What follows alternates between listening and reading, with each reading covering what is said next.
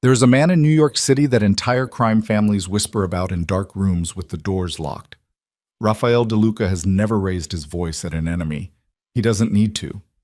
He simply looks at them, and they understand exactly what comes next. 14 secretaries have walked out of his office in the past 8 months. 3 of them cried. One fainted in the elevator on the way down. So when a clumsy, overweight 26-year-old named Molly Bennett walked in and immediately poured boiling espresso all over his $10,000 Italian suit, nobody expected her to survive the morning. Nobody expected him to let her stay. And nobody, not his soldiers, not his enemies, not even Raphael himself, expected what happened next. If this story already has you hooked, hit that like button right now and drop your city in the comments below.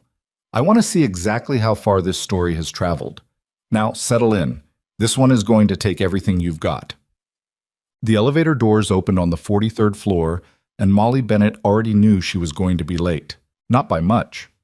4 minutes, maybe 5. Depending on how fast she could walk in heels she had no business wearing. She'd bought them 3 days ago at a discount rack on Canal Street. Black, sensible looking from a distance, absolute instruments of destruction up close.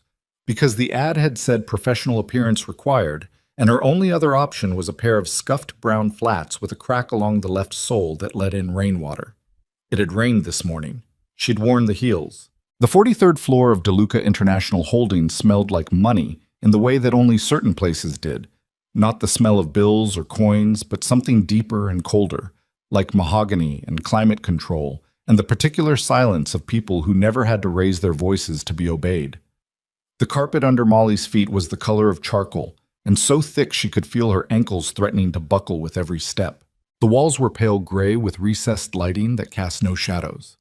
There were no photographs, no plants, no decorations of any kind except for a single, large, abstract painting at the far end of the reception area, black on black, shapes that almost became faces if you stared too long. Molly did not stare too long. She had a job interview to survive.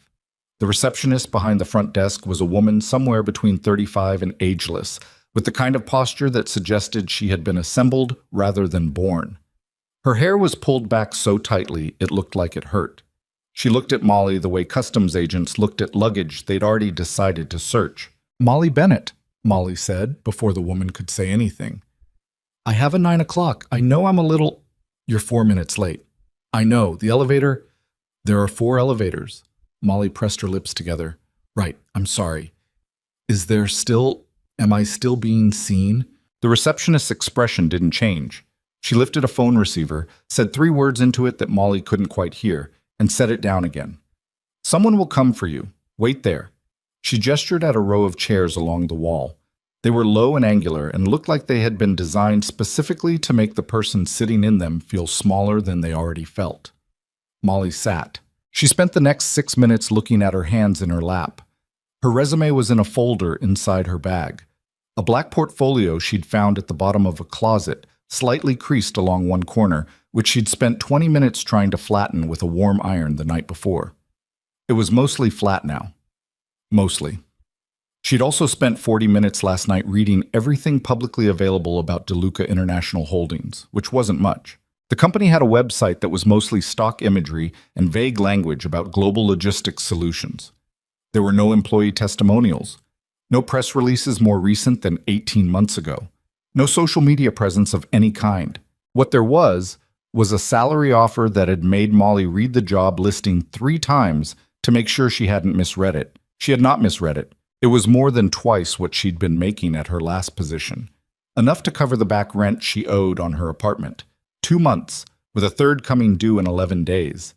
Enough to pay down the credit card she'd been treating like a slow-moving disaster for the past year.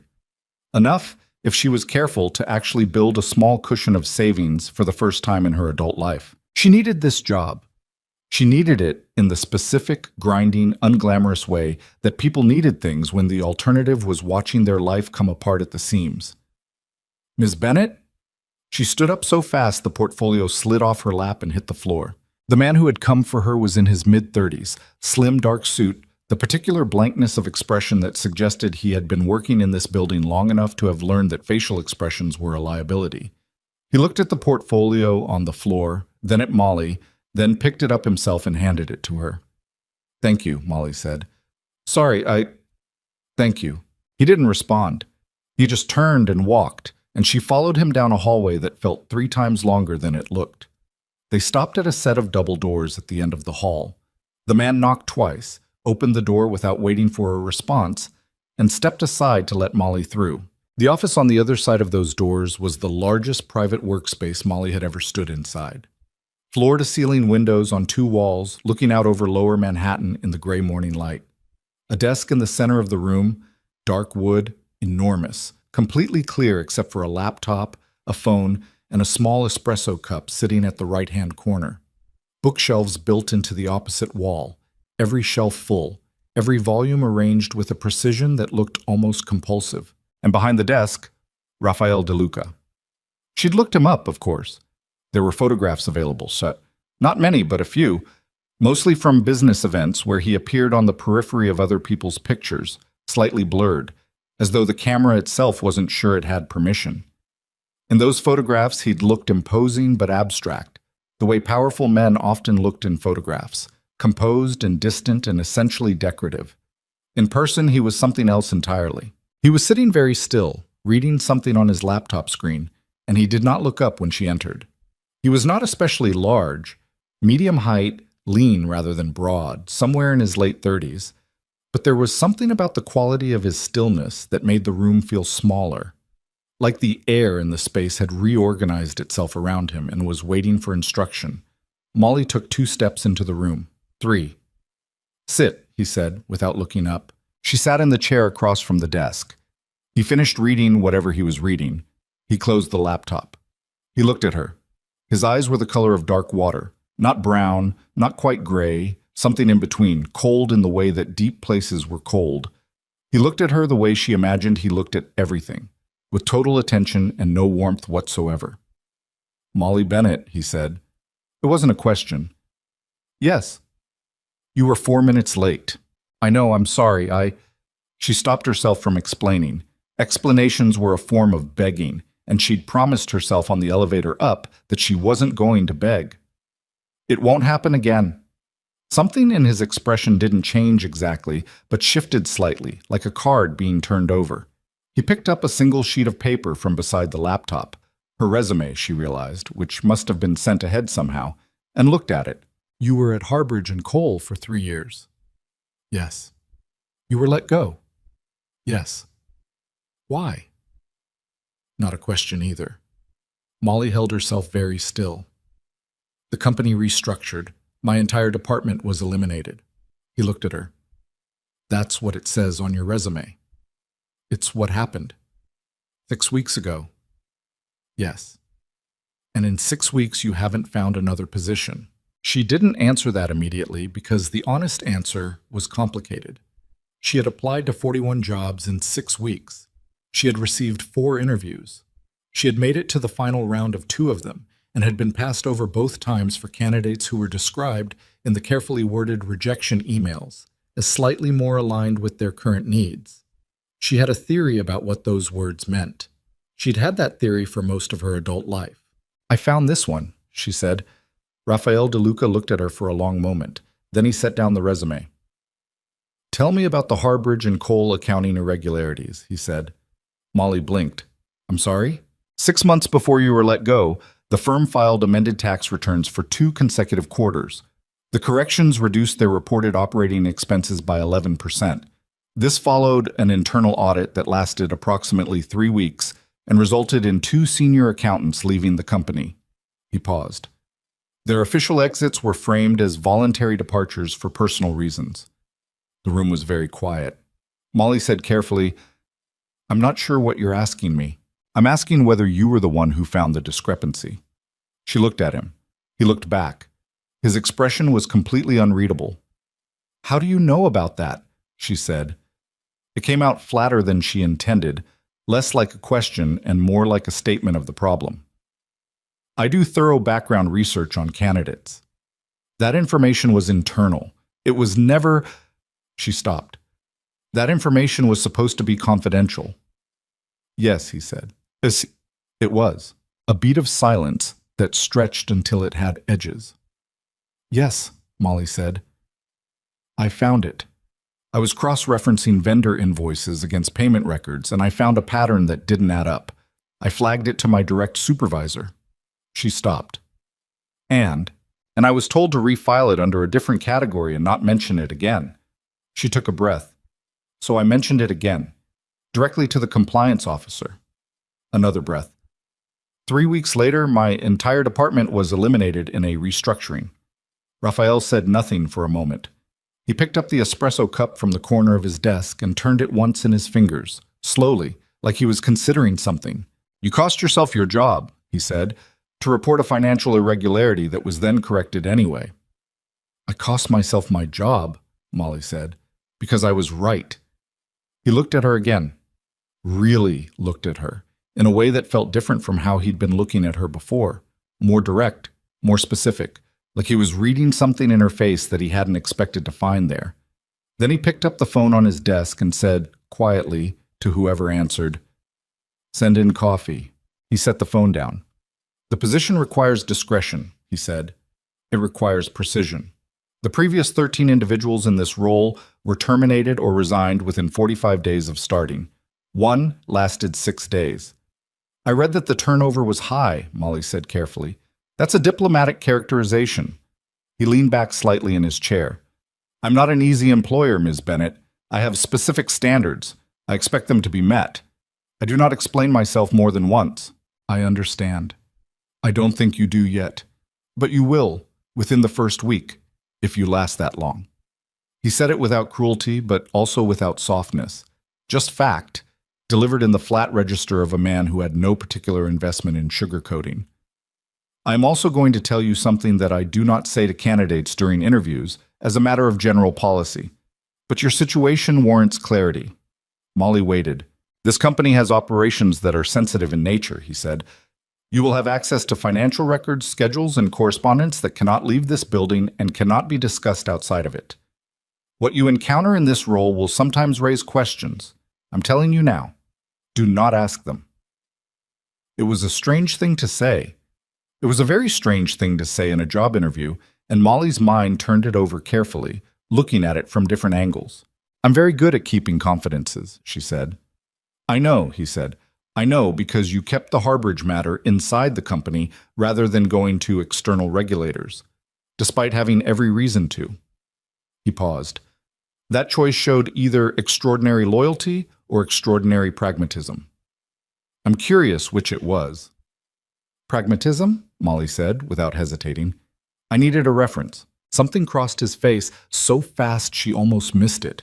That might have been the faintest possible beginning of a smile, or might have been nothing at all. The door opened. A young man came in carrying a tray. On the tray was a fresh espresso and a small plate with a biscotti. He set it on the far corner of the desk. He was moving to leave when the rug, the thick, expensive, impeccably maintained rug that covered most of the office floor, betrayed Molly in the way that rugs had been betraying her for her entire life. She had shifted in her chair to let the young man pass. Her right heel caught the edge of the rug. She reached out instinctively to catch herself, and her hand connected with the corner of the desk, and the tray skated sideways, and the espresso, full, fresh, practically steaming, launched off the tray in a clean arc and landed directly on Raphael DeLuca's chest. The silence that followed was so complete and so sudden that it had a physical quality, like pressure. Molly was on her feet. She didn't remember standing. She was standing. Raphael DeLuca was sitting very still, looking down at the spreading dark stain across the front of his white shirt and the lapel of his suit jacket, which was pale gray and now was not. The young man with the tray had gone white as bone. "I am so sorry," Molly said. Her voice was very steady, which surprised her, because her entire body was not. I'll pay for the suit.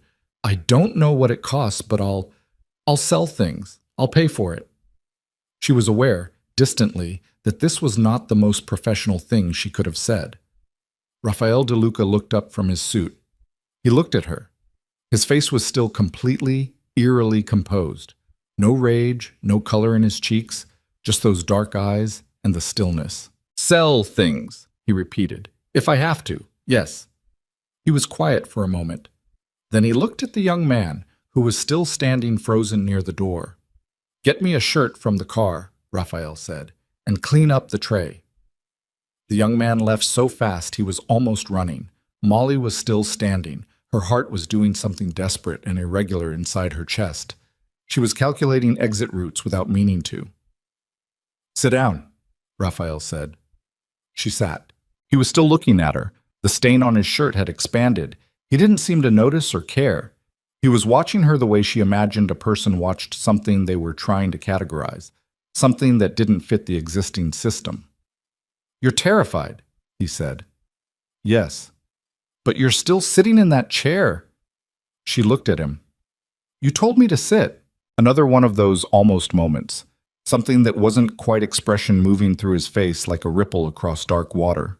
"The job pays $140,000 base," he said, "plus performance bonuses at my discretion, which can add another 20 to 40%. You'll have access to a company card for work-related expenses. Hours are variable. You will be on call at all hours of the day, including weekends. You will sign a comprehensive non-disclosure agreement before you leave today." He paused. "The suit is Brioni. It costs more than your monthly rent. Consider the cost absorbed." Molly's mouth was slightly open. She closed it. "I'm offering you the position," he said, and it was flat and factual, without the traditional ceremony of such things. No congratulations, no warmth, no handshake offered across the desk. Just the information, delivered like a directive. "Why?" she said. It came out before she could stop it, and she watched him look at her. Surprised, maybe, or something closer to interest. "Because you told me you were pragmatic," he said, "and then you offered to sell your belongings to cover a stranger's damages. That's not pragmatism." He picked up a pen from the desk, turned it once in his fingers. "I want to see which one is real." Done. Her first 2 weeks at DeLuca International were an education in the specific texture of being perpetually, profoundly out of your depth. The office ran on rhythms she couldn't immediately decode. There were 12 other employees on the 43rd floor. She was given a brief tour by a woman named Kara, who had a voice like gravel and seemed to regard Molly with an expression balanced exactly between curiosity and pity. The other staff moved through the space with the careful, deliberate quiet of people who had learned that noise attracted attention, and that attention in this building was not always comfortable. Molly's workspace was the desk just outside Raphael's office, close enough to hear his phone calls if he raised his voice, which he almost never did, and close enough that he could open his door and look at her without crossing any significant distance, which he did, often. He never explained what he was looking for when he looked. He would open the door, glance at her, and go back inside. Or he would open the door and say, "Come," without specifying why, and she would gather her notepad and follow him inside, where he would dictate 3 or 4 directives in rapid succession without apparent concern for whether she was keeping up. She kept up. That, she could feel, surprised him. Not in any way he acknowledged or demonstrated, but she had the distinct impression, based on 6 years of working in rooms where she was underestimated so consistently that it had become a kind of professional weather, that he had not expected her to keep up. She also reorganized his filing system in the first week. She hadn't planned to.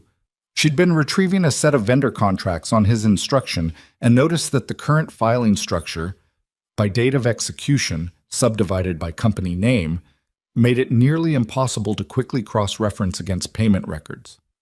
She'd rebuilt the structure in her head while eating lunch at her desk, and then, on a Thursday afternoon while Raphael was in a meeting that ran long, she'd quietly done it. He noticed immediately. He came back into the outer office, stopped at her desk, and said, "You moved the Castellano files." "I reorganized the whole vendor archive," she said. "I kept all the original dates in the metadata so nothing is lost. But now the primary sort is by contract type and secondary by region, and there's a master cross-reference index for payment reconciliation." She'd made a 1-page summary of the new structure, and she slid it across the desk toward him. "I wrote it up if you want to review the logic." He picked up the 1-page summary. He read it. He set it down. "Do the same thing with the subsidiary records," he said, and went back into his office. It was the closest thing to approval she'd received since she'd started. The clumsiness did not improve. If anything, the stress of the new environment seemed to amplify it.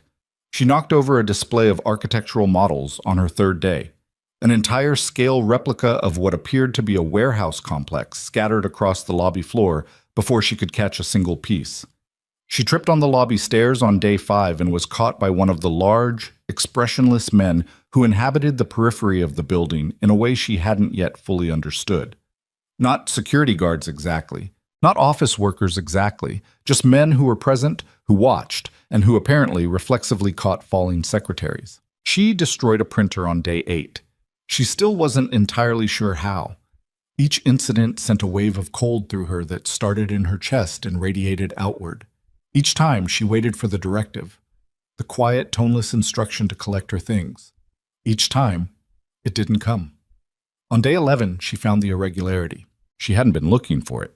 She'd been doing a routine reconciliation of subsidiary expense reports, the kind of grinding, detail-intensive work that most people found stupefying and that Molly found almost meditative. When she noticed that 3 separate subsidiaries had been making payments to the same external consulting firm over an 18-month period, with the payments coded under 3 completely different expense categories on each subsidiary's books. In isolation, each entry was unremarkable. In aggregate, they added up to just under $4 million, spread thin enough across enough categories and enough time that it would take someone specifically looking for it to see it. Molly had not been specifically looking for it. She stared at her screen for a long time. Then she pulled the external consulting firm's registration records, publicly available, technically, though buried, and found that the firm had been incorporated 14 months ago, had 1 registered employee, and had a listed business address that matched a residential property in Queens. She printed everything out. She put it in a folder. She held the folder in her hands for a moment and thought, with a very specific and unpleasant clarity, about her last job. Then she got up and knocked on Raphael's door. "Come." She went in. He was on the phone. He looked at her, held up one finger. "Wait," and finished the call in approximately 40 seconds in a language she thought might be Italian, though she wasn't certain. He set the phone down. "I found something," she said. She put the folder on his desk. He opened it.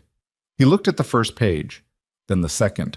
Then he went through the rest of them one at a time, and his face was, as always, completely still.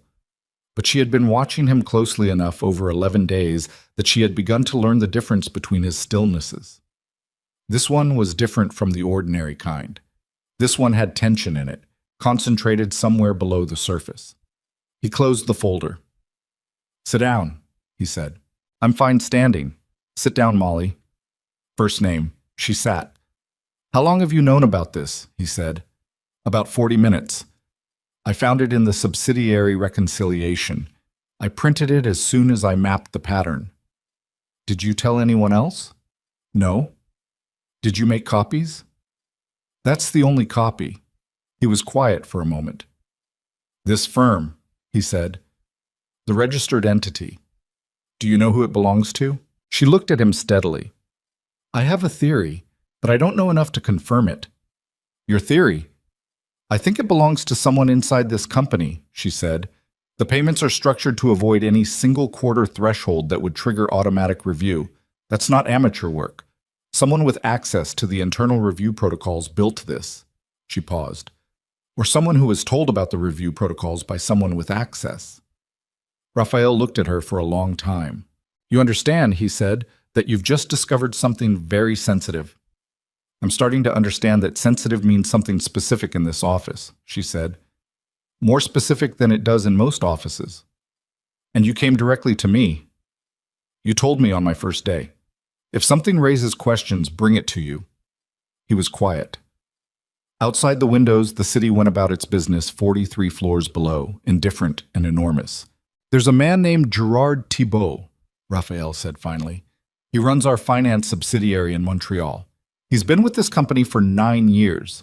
He has a wife, 2 children, and a mortgage on a house in Westchester that is, by the numbers, slightly beyond what his salary should support." He picked up the folder from his desk and set it to the right of the laptop, precisely parallel to the edge of the desk. "He doesn't know that I know about the house. Or about this." He looked at her. "Now you know." Molly said nothing. "The question," Raphael continued, "is what to do about a man who has been trusted for 9 years and has been stealing for at least 18 months, possibly longer." That's not really my question to answer, Molly said. No, he said. It isn't. He held her gaze. But the fact that you found it in 40 minutes, when it had survived 2 full internal audits, is a fact that I'm going to be thinking about. She went back to her desk. She sat there for a while, looking at her screen without seeing it, thinking about what kind of company had operations sensitive in nature, and a finance director quietly bleeding it from the inside, and a man running it who had the particular stillness of someone who dealt with problems in ways that did not necessarily involve lawyers. She thought about her rent. She thought about 3 months of back payments and 11 days to the third one coming due. She opened the next batch of subsidiary files and went back to work.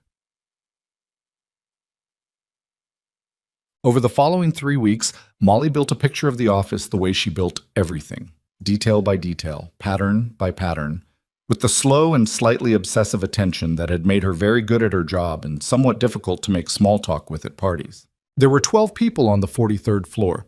Of those 12, she identified 3 categories.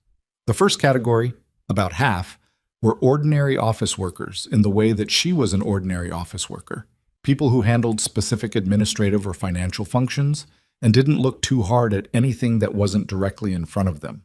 The second category were the men in the periphery, 6 of them, rotating in pairs, who arrived when Raphael arrived and left when he left, and whose job descriptions, as far as she could determine, did not appear anywhere in any organizational chart. The third category was Raphael. He was not like the other people in the building. She had known this from the moment she walked into his office, but knowing it and understanding it were different things, and over those 3 weeks she began to develop the particular uncomfortable understanding of a person who has been paying close attention to something that doesn't entirely add up. The phone calls in what she was now fairly confident was Italian, sometimes, and occasionally in Spanish. The men who came to meetings that weren't on any calendar she had access to, arriving through the building's private elevator, faces she didn't recognize, dressed in suits that were expensive in a way that wasn't corporate. The way every person in the building, without exception, responded to Raphael's presence with a shift in posture, a recalibration of the body's center of gravity. That was not the way people responded to their bosses. It was the way people responded to something they were afraid of. She filed this away. She kept her head down. She did her work, which she was very good at, and she did not ask questions. Gerard Thibault arrived from Montreal on a Wednesday and left Thursday morning. She didn't see him. He met with Raphael in the office while she was in the records room downstairs. But on Thursday afternoon, when she pulled up the Montreal subsidiary's accounts to do the regular reconciliation, the consulting firm's billing account no longer existed. It had been closed, with a backdating notation that placed the closure 14 months earlier. The $4 million was simply gone from the records, the way a water stain disappears when the wall is repainted, smooth and seamless and completely untraceable. She thought about Gerard Thibault and his house in Westchester. She didn't ask any questions. 3 days later, Raphael set a small white paper bag on her desk without comment and walked into his office. Inside the bag were 2 croissants from a bakery on West 50th that she had mentioned once in passing to Kara during a lunch break as her favorite. She had said it the way you said things in passing, not intending anyone in particular to hear, not directing it at anyone.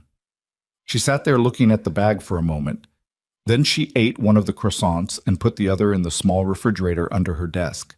She didn't say anything about it to him. He didn't say anything about it to her.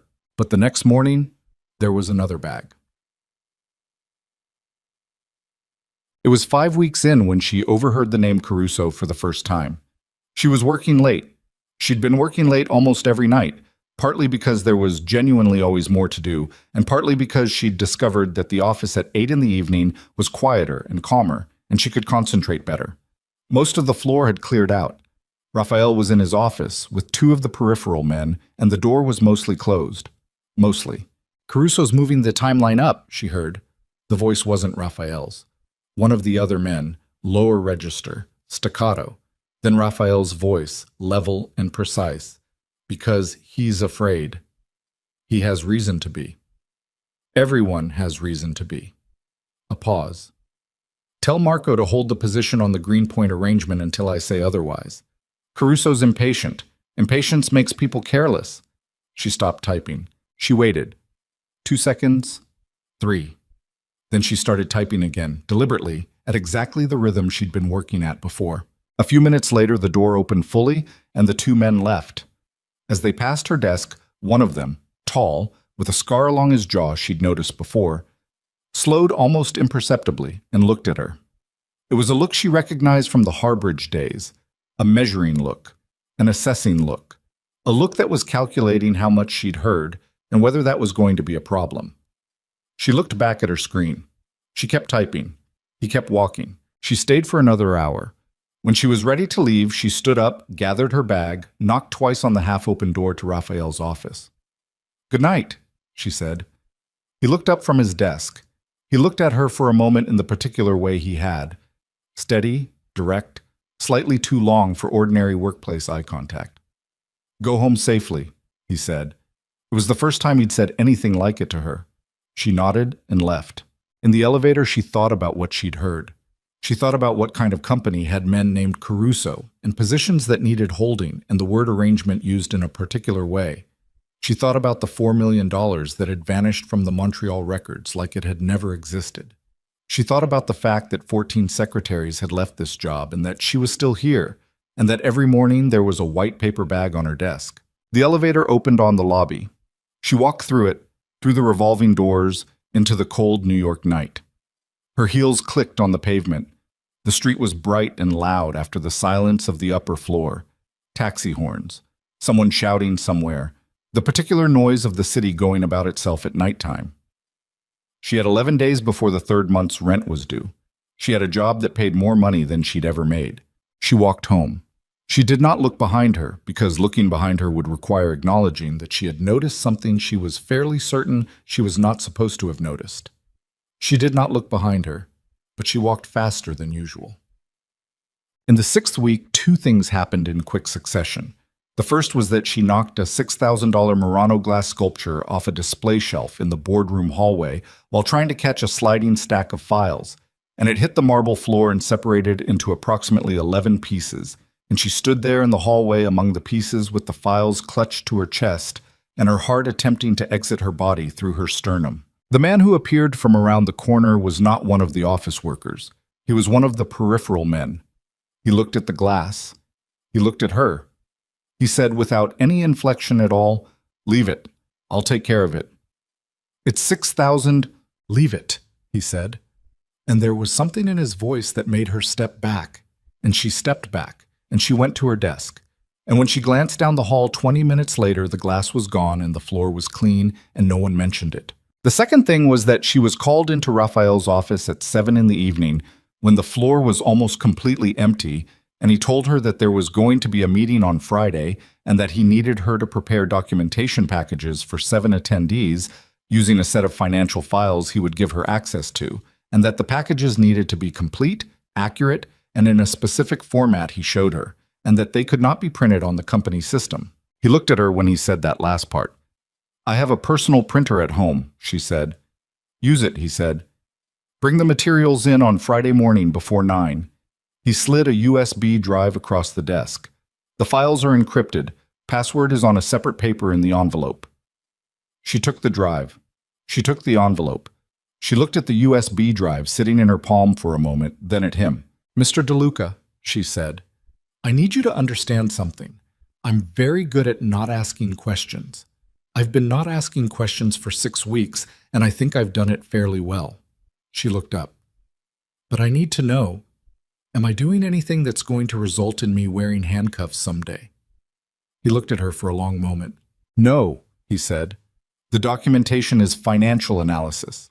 Legitimate financial analysis for a meeting between organizations that are structured in ways that don't require regulatory disclosure." He held her gaze. "You're preparing spreadsheets and summary documents. Nothing in those files will expose you to legal liability." "You're sure?" "I don't say things I'm not sure of."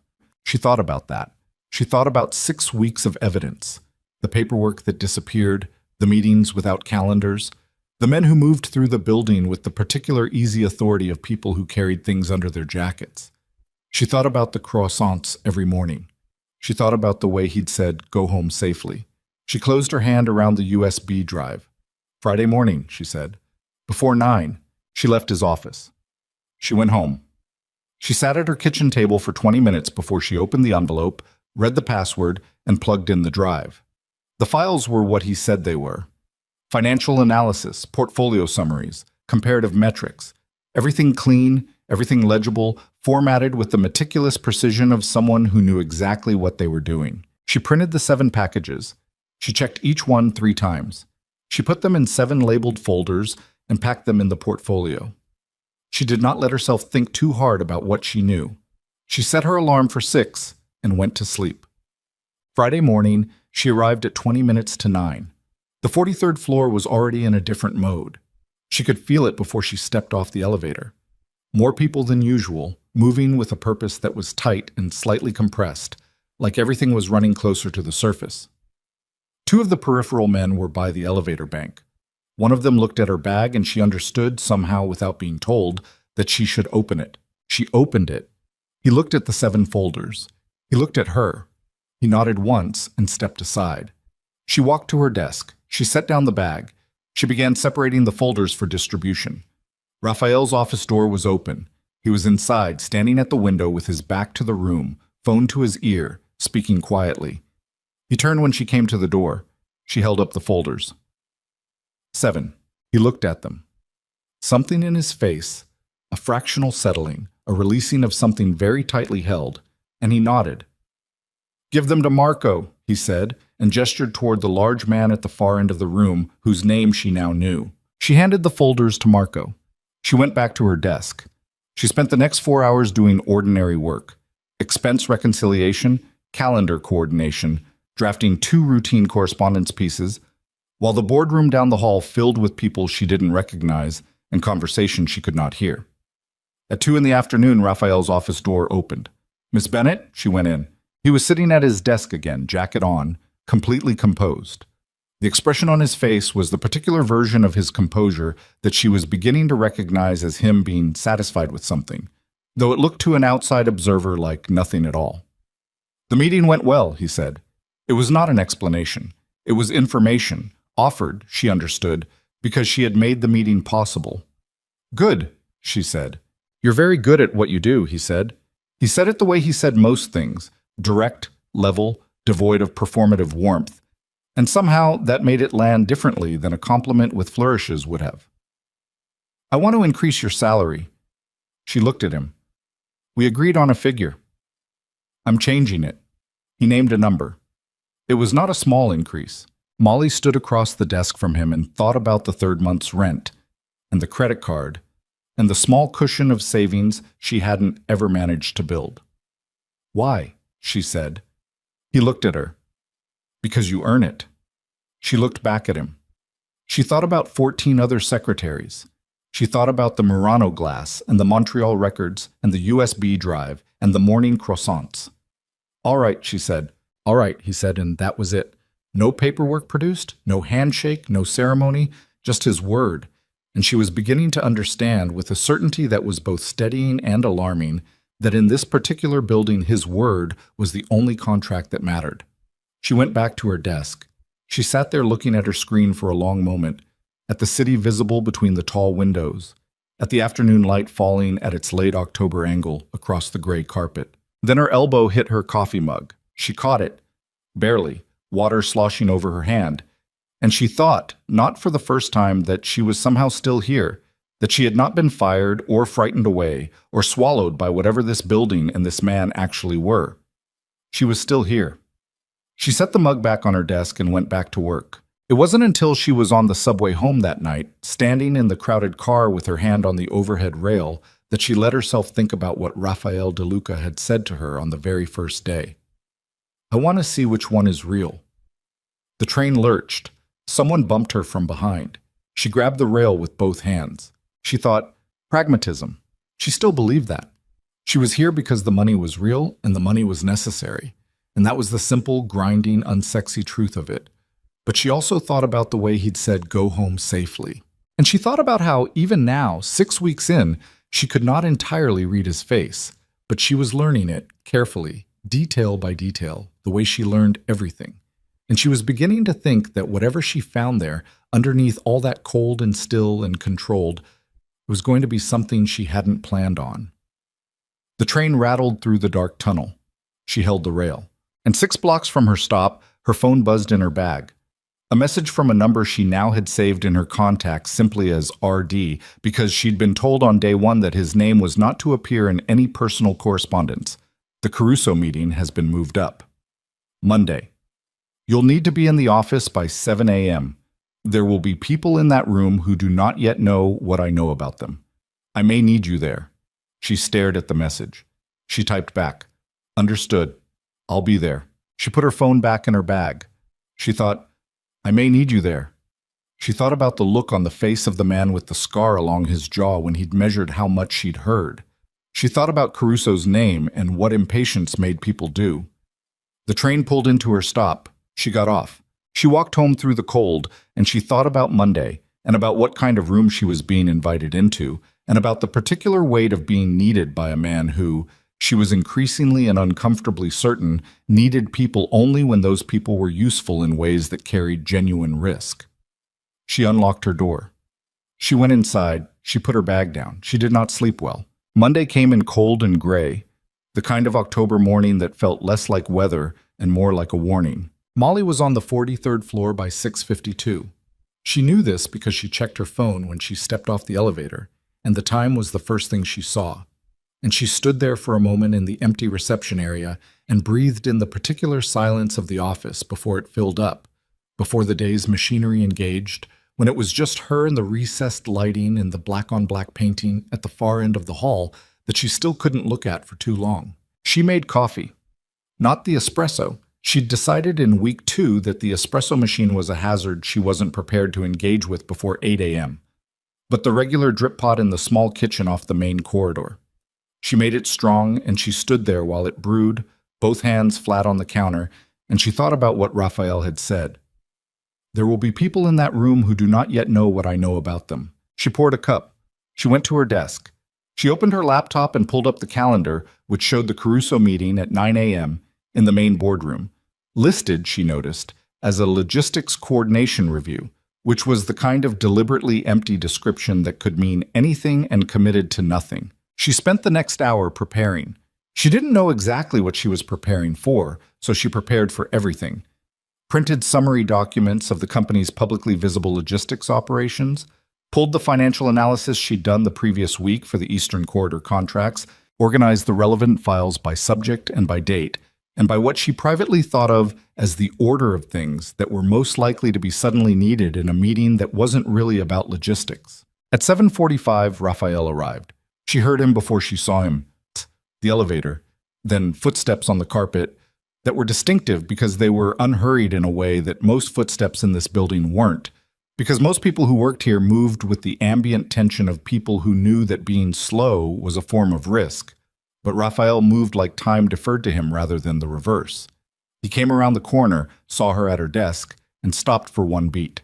"You're early," he said. "You said 7. "I said by 7. "Same thing." He looked at her for a moment with an expression she'd gotten better at reading over 6 weeks. This one was the version where he was considering saying something and deciding against it. He walked past her desk toward his office, stopped at the door, and turned back. "The Caruso delegation is arriving at 8:30, he said. "There will be 5 of them. One of them, the man who will introduce himself as Frank Doyle, is not who he says he is."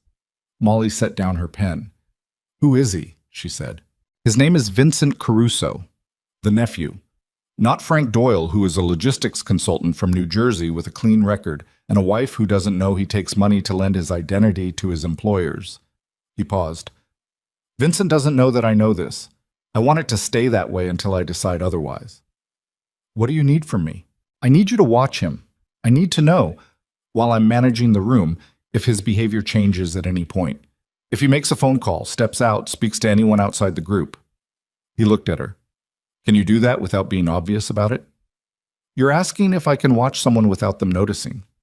"Yes." She thought about 6 years of being the person in the room who everyone's eyes slid past. She thought about how useful that had always been and how much it had cost her, and how the cost was currently something she was putting to work. "Yes," she said. "I can do that." He nodded once. He went into his office and closed the door. She turned back to her desk. She looked at the wall in front of her for a moment, at the clean gray surface and the edge of the city visible through the window at the far end of the corridor. Then she picked up her pen and went back to work. The Caruso delegation arrived at 8:27. Molly heard them before she saw them.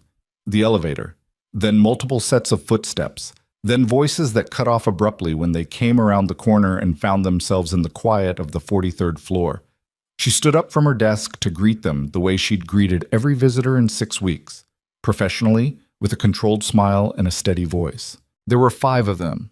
4 were exactly what they looked like. Men in their 40s and 50s who wore expensive suits the way certain men wore armor, with a studied casualness that was its own kind of display. They moved into the reception space and looked at things and talked quietly to each other and waited with the contained impatience of men who were used to being the most important people in any given room. The 5th man, the one who introduced himself as Frank Doyle, was different. He was younger, mid-30s, she guessed. Lean and dark-featured with a face that was constructed for pleasantness in the way some faces were.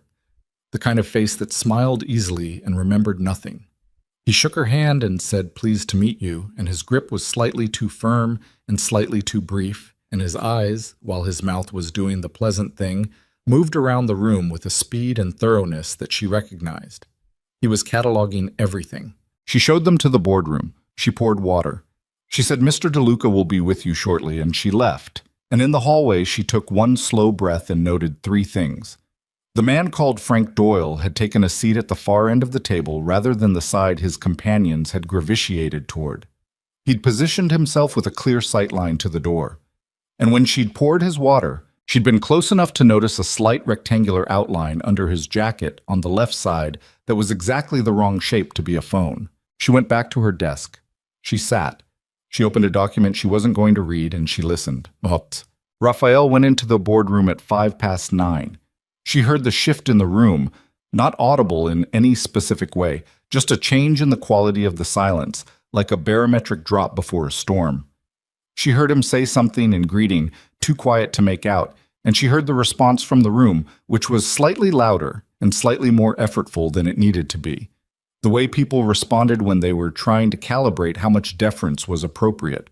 For 40 minutes, she sat at her desk and worked and listened, and nothing she heard through the boardroom door was distinct enough to be meaningful. Voices, occasional movement, once, briefly, something that might have been the edge of an argument, then silence, then the resumption of controlled conversation. At 9:51, her desk phone lit up. Internal line, Raphael's extension. She picked up. "Bring in the Eastern Corridor files," he said. "The full set." She'd prepared them. They were already in a folder on the right side of her desk. She picked them up, straightened them once, and walked to the boardroom. She opened the door. 8 people in the room. The 5 from the Caruso delegation, Raphael, and 2 of the peripheral men standing near the far wall with the particular quality of stillness that she'd come to understand was not inaction but readiness. She walked to Raphael and set the folder on the table beside him. She did not look at the man called Frank Doyle. She kept her peripheral vision on him while she directed her eyes at the table, the files, the middle distance. He was watching her. Not in the way the others watched her, with the incurious glance people gave to support staff moving through a room. He was watching her with the assessing attention of someone who'd noticed something and was deciding what it meant. She pulled out a chair slightly, as if checking that the materials were organized correctly for Raphael's access, and set a secondary document on the table near the edge. It was an unnecessary gesture, a thing she manufactured to give herself an extra 4 seconds in the room. She used those 4 seconds. Frank Doyle's left hand was below the table. His right hand was flat on the table surface. He was sitting forward by approximately 2 inches from where he'd been when she left them 40 minutes ago, and the slight forward lean was a particular kind of lean, toward the door, not toward the table. She left the room. She went back to her desk. She sat. She picked up her pen and wrote on the notepad beside her keyboard, FD. Repositioned, left hand down, toward exit. Then she looked at what she'd written and tore it off the pad and held the torn piece in her hand for a moment before walking to Raphael's office, going inside, and putting the paper in the center of his desk blotter. Then she went back to her own desk. 4 minutes later, the boardroom door opened. Not Raphael. Marco.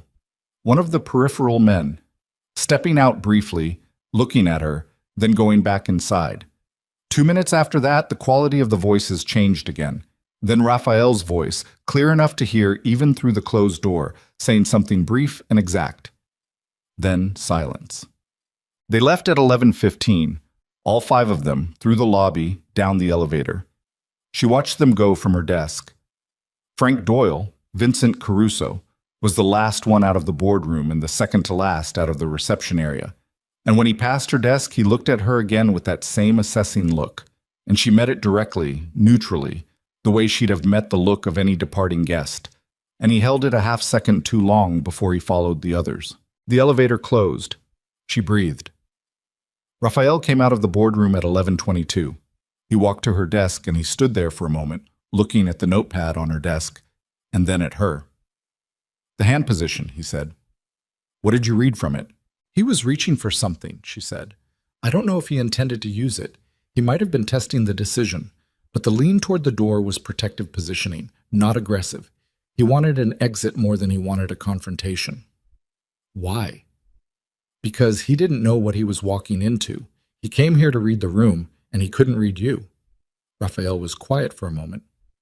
"He came here to determine whether I knew about him," he said. "Did he get an answer?" "No."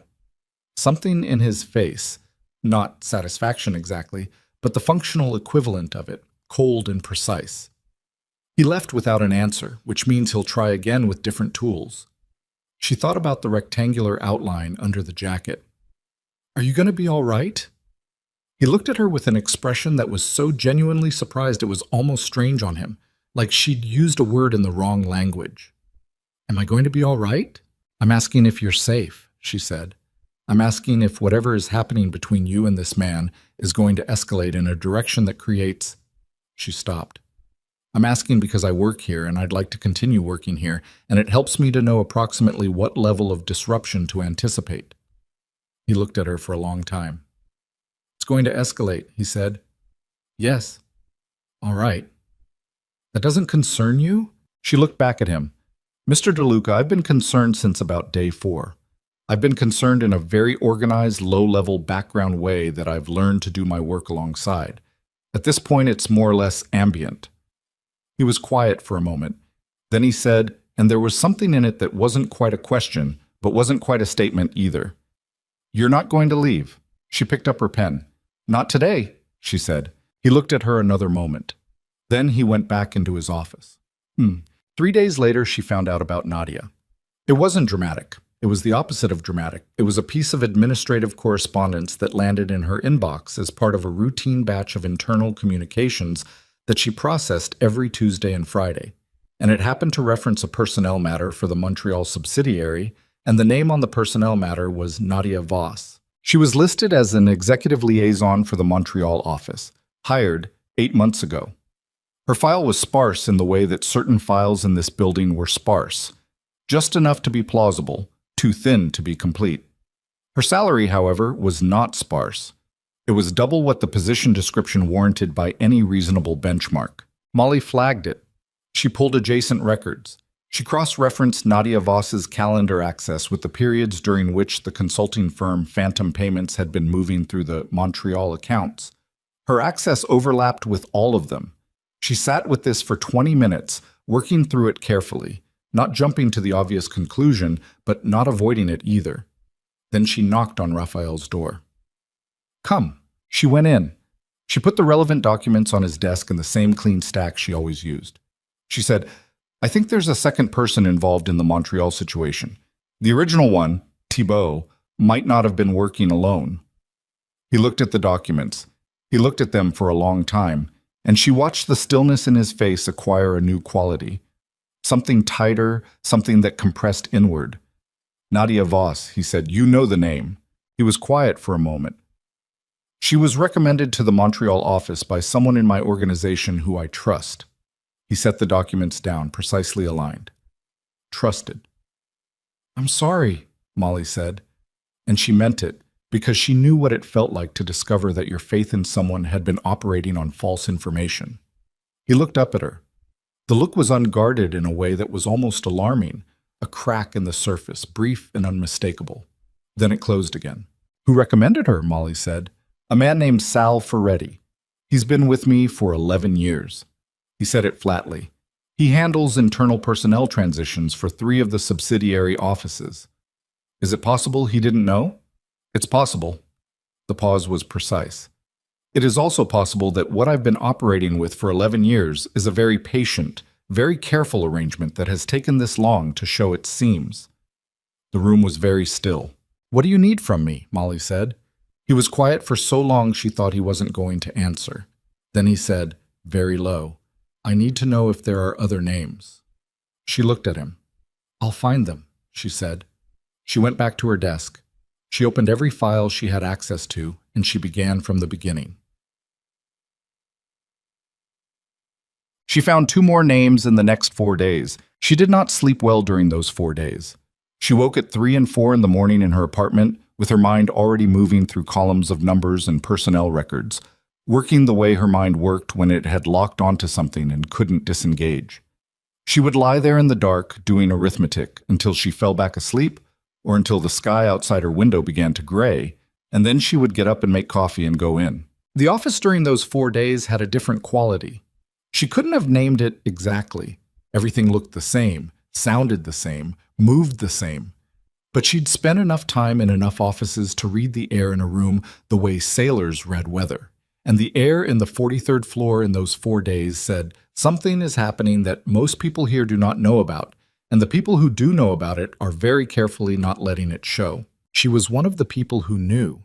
She hadn't meant to become one of those people, but she had crossed a line somewhere, she couldn't name the exact day, that made her irreversibly part of the room and what was happening in it. On the 4th day, she brought Raphael the complete picture. 4 names, Thibault, Voss, and 2 others in different subsidiaries, a man named Poletti in the Chicago office, a woman named Reyes in the Miami distribution center, all hired within a 14-month window, all with access that overlapped precisely. He looked at the documents without speaking for a long time. How long? He said finally. The pattern goes back to the beginning of their employment, she said. But the payments escalated in the last 5 months. I think they were told to accelerate. By who? She looked at him. By whoever hired them to get inside. He put the documents down. Caruso, he said. It wasn't a question. The timing of the acceleration matches the timeline of the Caruso negotiations, she said. I can't prove the connection directly, but the circumstantial alignment is, it's enough. He stood up from the desk. He walked to the window. He stood there with his back to her, and she looked at the line of his shoulders and the way he was holding himself and thought, this is what it looks like when someone is calculating something very heavy. Sal Ferretti, he said, to the window. He recommended 2 of these 4 people. Yes, 11 years. She didn't say anything. He turned around. His face was composed, but there was something underneath the composure now that she hadn't seen before. Something that was cold in a different way than his ordinary coldness. Something that had weight to it. You understand, he said, what I'm going to have to do. She looked at him steadily. I understand that you're going to handle this in whatever way you handle things in this organization, she said.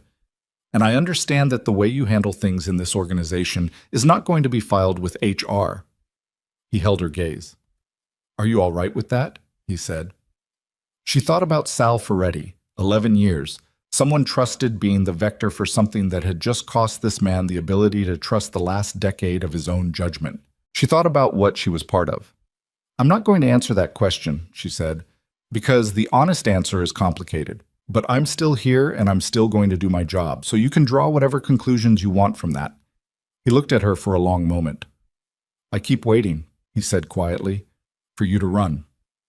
I keep almost running, she said, and it was the truest thing she'd said out loud in weeks. And then I don't. He looked at her, and for the first time in 7 weeks, in all the moments she'd spent in this office learning to read the silences and the spaces between his words, she caught something on his face that was not composure and not calculation. It was something much simpler than either of those things and much more dangerous, and it was gone before she could fully name it. Go home, he said. Get some sleep. Tomorrow is going to be difficult. She went home. She did not sleep. The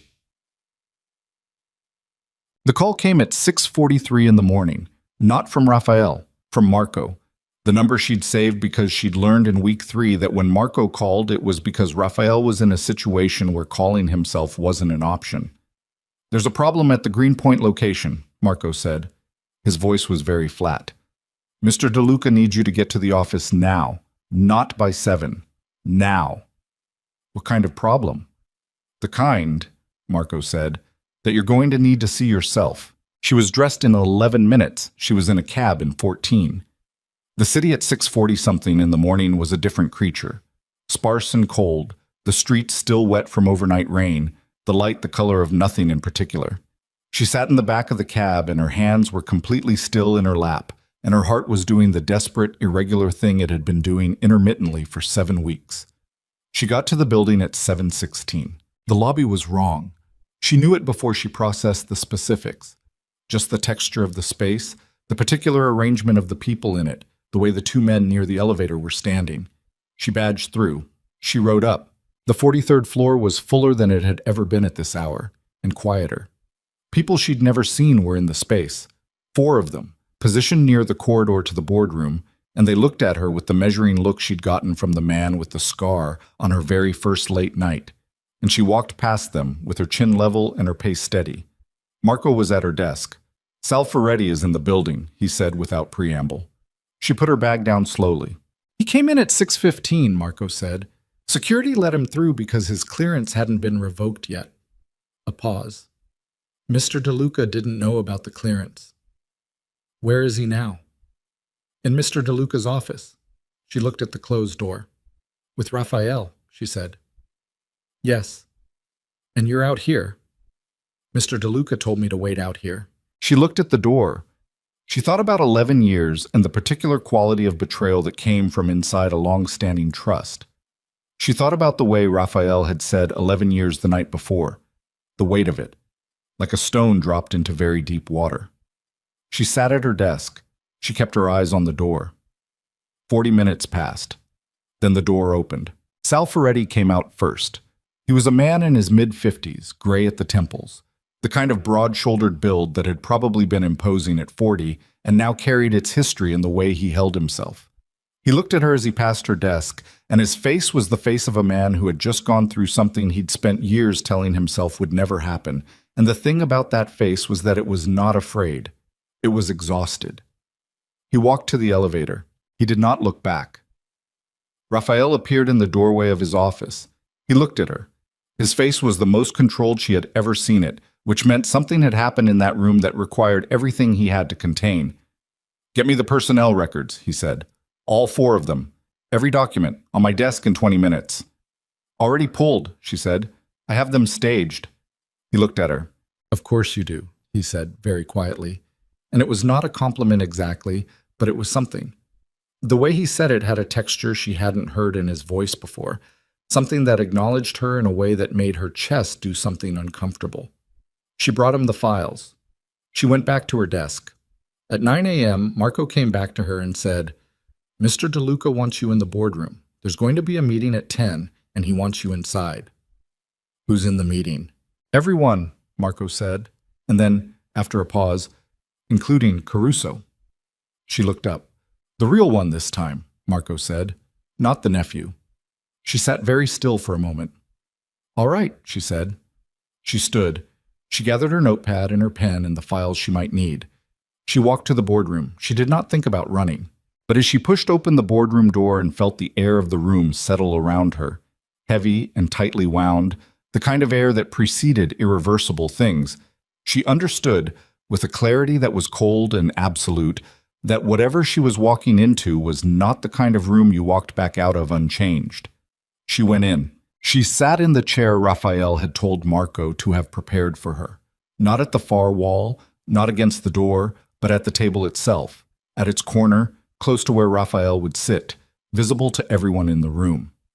She put her notepad on the table. She put her pen down. She thought, "I almost ran." And then the door opened, and Caruso walked in, and the room became something else entirely, and there was no question anymore of almost. Caruso was not what she expected. She had built a picture of him in her mind over the past weeks, assembled from fragments, from the way people said his name in this building, from the particular quality of tension that entered a room whenever his organization was mentioned. She had imagined someone large, perhaps, or visibly menacing, someone whose physical presence matched the weight his name carried. The man who walked through the boardroom door was 63 years old and looked like someone's grandfather. Medium height, soft around the middle, with white hair combed carefully to one side, and a face that had settled into something almost gentle with age. He wore a dark suit that fit well but not expensively. He carried no visible tension in his body. He moved into the room the way men moved into rooms they had already decided they owned. Behind him came 4 men. Not the delegation from last week, different faces, harder ones, with the particular quality of attention that Molly had learned to recognize as professional vigilance. Behind them, and last through the door, came Vincent Caruso, the man who had called himself Frank Doyle. He saw her immediately, and his eyes stopped on her face for one precise moment before moving away. She noted the moment. She wrote nothing down. Raphael was already seated at the head of the table. He did not stand when Caruso entered. He looked at the older man with an expression of complete neutrality, the way you looked at something you had already fully processed. "Domenico," he said. "Raphael." Caruso pulled out the chair directly across from Raphael and sat in it, and the ease with which he did this, without waiting for invitation, without the slight hesitation most people showed when they entered Raphael's territory, told her something about the history between these 2 men. Something long and complicated and not entirely hostile, which was somehow more unsettling than outright enmity would have been. "You've redecorated." "I haven't. The painting is new. It's been there for 3 years. Caruso smiled. It was a real smile, which made it worse. 3 years.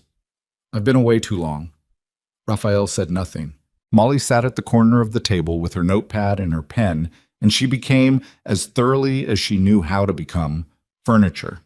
She had learned this skill at Harbridge, the art of being present without registering, of occupying space without claiming it, so that the people in the room forgot to perform for you and simply were themselves. She became furniture. She watched. "You know why I'm here," Caruso said. "You're here," Raphael said, "because I invited you." "Which I did, because we've arrived at a point where the alternative to this conversation is one I'd prefer to avoid." "Prefer." Caruso tasted the word like he was checking its temperature. "That's a careful choice." "I choose carefully." "You do." Caruso folded his hands on the table. They were old hands, thick-knuckled, with the kind of stillness that came from decades of choosing when to move and when to wait. "I've always respected that about you, Raphael. You think before you act. It's rarer than it should be in our line of work." "I found your people," Raphael said. It was not an accusation. It was a statement of inventory, flat and complete. 4 of them, placed across 3 subsidiary offices over 14 months. I know the access they had. I know what they took and where it went. Caruso did not react. And I want to understand the purpose before I decide what comes next. Caruso looked at him for a moment. Then he looked, briefly, directly, at Molly. "Your secretary found them," he said. "Yes. Interesting." His eyes moved back to Raphael. "I had 4 people inside your organization for 14 months, and the thing that found them was your secretary. She's very good at her job. Evidently." A pause. "How long has she been with you?" 7 weeks. Caruso looked at her again. She met his eyes with the same neutral expression she'd been holding since he walked in. He studied her for a moment with the assessing intelligence of a man who had spent 60 years reading people, and then he said to Raphael, "She shouldn't be in this room." "She stays," Raphael said. The 2 words landed in the room with a finality that closed the subject like a door. Caruso looked at Raphael for a long moment. Something passed between them, some communication conducted entirely in the register of stillness and eye contact, in the language of men who had known each other long enough to argue without words. Then Caruso said, "I want the Montreal operation returned." "There is no Montreal operation," Raphael said. "It's been dismantled. The accounts, gone. The personnel are no longer employed. The consulting entity has been closed." He paused. If you want to revisit the conversation about the Eastern distribution arrangement, I'm willing, but not under these conditions. These conditions. Caruso's voice hadn't changed in pitch or pace, but something in it had shifted. A compression, like pressure building behind a surface. You mean the condition in which I discover that the arrangement I was promised 2 years ago still hasn't been honored? The arrangement we discussed 2 years ago was contingent on your organization holding the Greenpoint corridor. You didn't hold it. I didn't hold it because my man in Brooklyn acted on information that I provided him, Raphael said. Information I provided because your organization had already begun moving into territory that wasn't designated under our agreement, 6 weeks before the Greenpoint situation. Silence. Molly did not move. She was watching Caruso's hands, which had tightened slightly against each other on the table surface. Barely perceptible. The kind of micro-movement that people made when they were recalibrating. You knew, Caruso said. Very quiet. I know most things, Raphael said. Eventually. 6 weeks. Caruso let out a breath through his nose. Not quite a laugh, not quite a sigh, something in between, like the release of something held under pressure. You let the whole thing play out, the Greenpoint situation, the Brooklyn response. 14 months of my people inside your offices. I let it develop until I understood the full shape of it, Raphael said. Yes, and the shape of it, Caruso said slowly, is what exactly? In your assessment. The shape of it, Raphael said, is that someone has been advising you incorrectly. Someone has been telling you that I was vulnerable in ways I was not, and positioning you to make moves that served their interests more than yours. The room was completely still. Caruso looked at Raphael. His face had changed. The grandfatherly softness was still there on the surface, but underneath it something had gone very cold and very still, like a pond in winter, everything beneath the ice arrested. Say what you mean, Caruso said. Sal Ferretti, Raphael said. He placed your people in my organization, but before he did that, he spent approximately 8 months providing your organization with intelligence about my operation, specifically selected intelligence, I think you'll find, that consistently overstated my vulnerabilities and understated my reach. He paused. I think you'll also find that Ferretti has been having a separate conversation with a third party about what happens to both of our organizations if we go to war with each other. The silence that followed was of a different quality than the silences that had preceded it. This one had weight. This one pressed against the walls. Caruso said very quietly, Who? I don't have a name yet. I have the shape of it. Raphael picked up a pen from the table and set it down again, a single precise movement. Which is why I invited you here, rather than responding to your incursions the way I would ordinarily respond. Caruso leaned back in his chair. He looked at the ceiling briefly, then back at Raphael. You're telling me that Ferretti played us both. I'm telling you it's a strong possibility. I'm also telling you that I had this conversation with Ferretti this morning and that his response was a pause. Informative, in the way that certain kinds of silence are informative. Molly thought about the man she'd seen walk out of Raphael's office. The exhausted face, not afraid. Exhausted in the way of someone who had been carrying something for a very long time and had finally put it down, not by choice, but because the weight had become impossible. She thought about what informative silence meant, coming from Raphael De Luca. Vincent Caruso, Frank Doyle, was watching his grandfather. She could see it from her angle. The younger man's jaw was tight, his hands flat on the table, and he was watching the old man work through something with the focused attention of someone who knew that the calculation being made in the next 30 seconds was going to determine the shape of the next several years. Caruso said to Raphael, What do you want? I want the Greenpoint situation acknowledged as a miscommunication based on bad information from a shared source, Raphael said. I want the Eastern Corridor conversation restarted from a clean position, and I want your organization's resources applied toward identifying the third party, since they have as much to gain from your destabilization as from mine. Caruso was quiet for a long time. Then he said, And your people in my operation? I don't have people in your operation, Raphael said. Caruso looked at him. I had information, Raphael said. I don't need people inside when I have information. Another long silence. Then, slowly, something in Caruso's posture shifted. Not relaxing, exactly, but resettling. the particular physical adjustment of a man who has made a decision. "We'll need a week," Caruso said, "to review what Ferretti gave us." "Take 2, Raphael said, "and send me whatever you find." Caruso nodded once. He stood. He buttoned his jacket with the unhurried precision of a man who intended to walk out of this room exactly the way he'd walked in. He looked at Molly one more time before he left. "You," he said, in the tone of someone making a note they'll want to reference later. Then he walked out. Vincent, not Frank, she kept having to correct herself, was the last to leave. He stopped at the door, and he looked at Raphael, and then he looked at Molly, and what was on his face was not the assessing calculation of their first meeting. It was something closer to genuine unease, the expression of a man who had come to this building expecting to be the one doing the reading, and had discovered that he'd been read before he walked in. He left. The door closed. The room exhaled. She was at her desk for 12 minutes before the screaming started. It came from the corridor.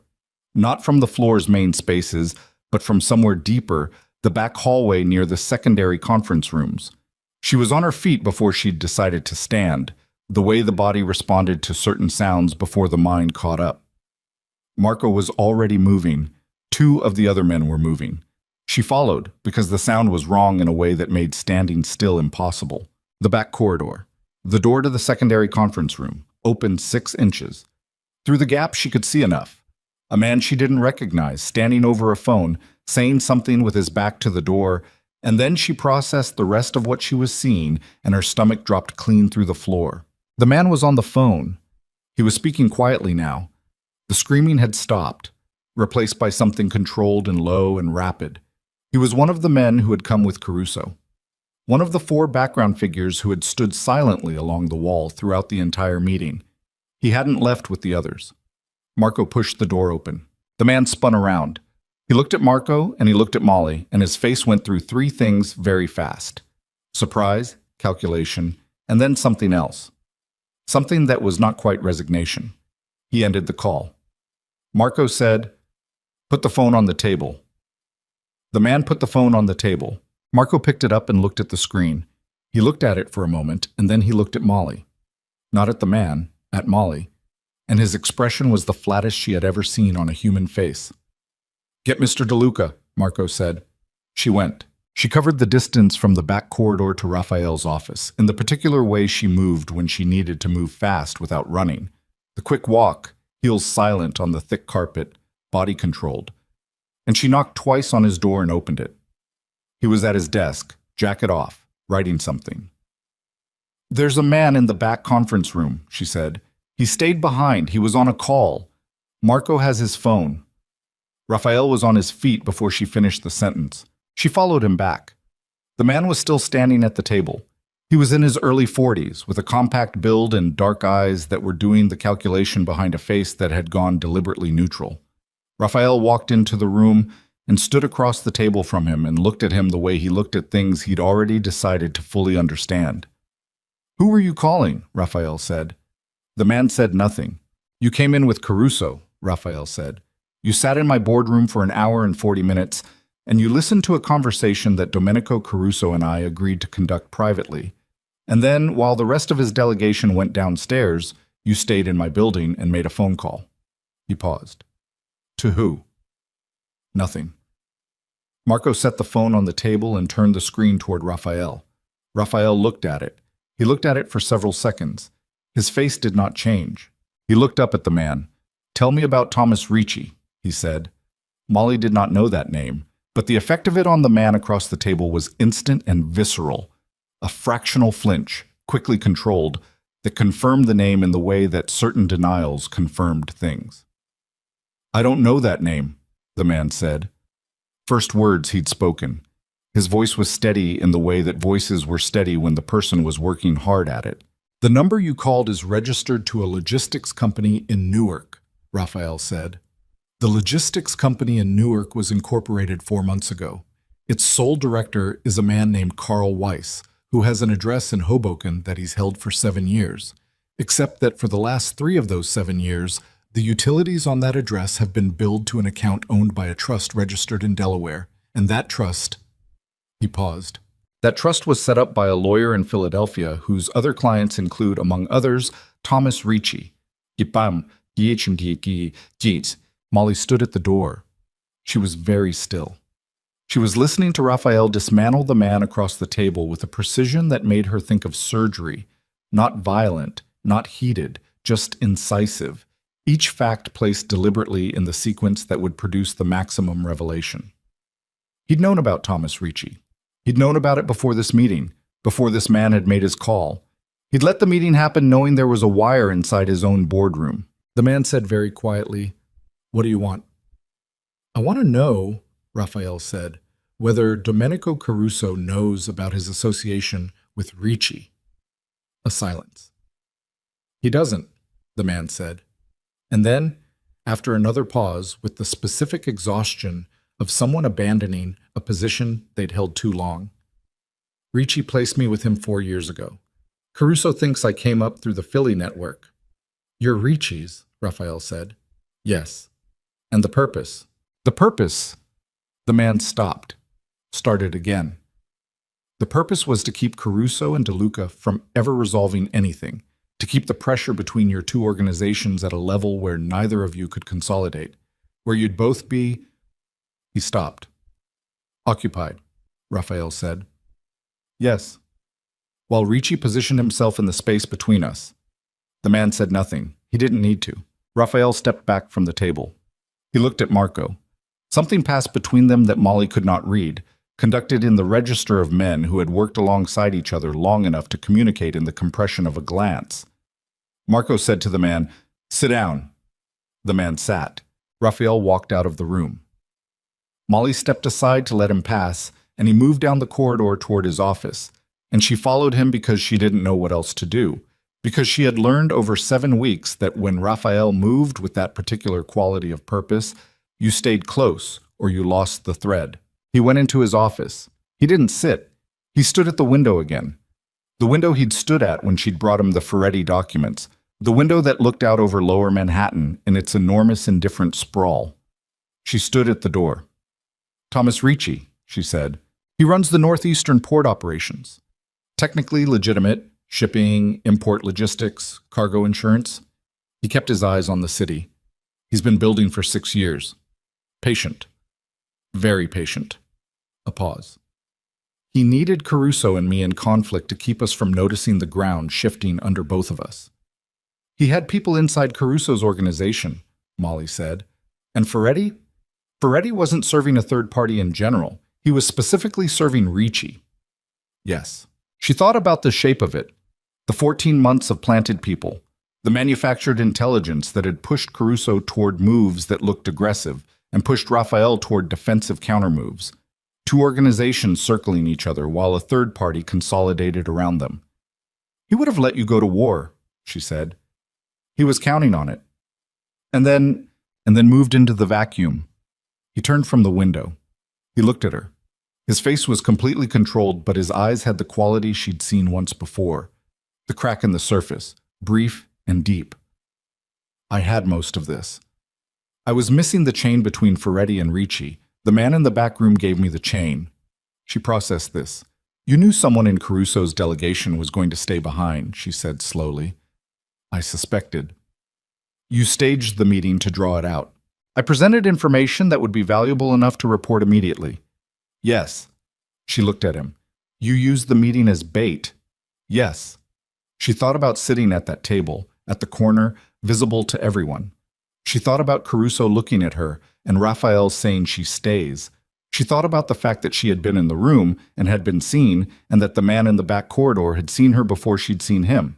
"Did you know," she said, and her voice came out very flat, "that there was someone in that room who was reporting everything that happened in it?" Raphael held her gaze. "I suspected there would be," he said. "Yes." The silence between them had a new quality. She could feel the shape of something in it, something she needed to name correctly, or she was going to respond to it in the wrong way. "You brought me into a room," she said carefully, "that you knew was potentially being monitored by a man who works for someone you've been describing as an existential threat to your organization." "Yes." "And you didn't tell me that." "No." She looked at him. He looked back. His face was still, but not in the ordinary way.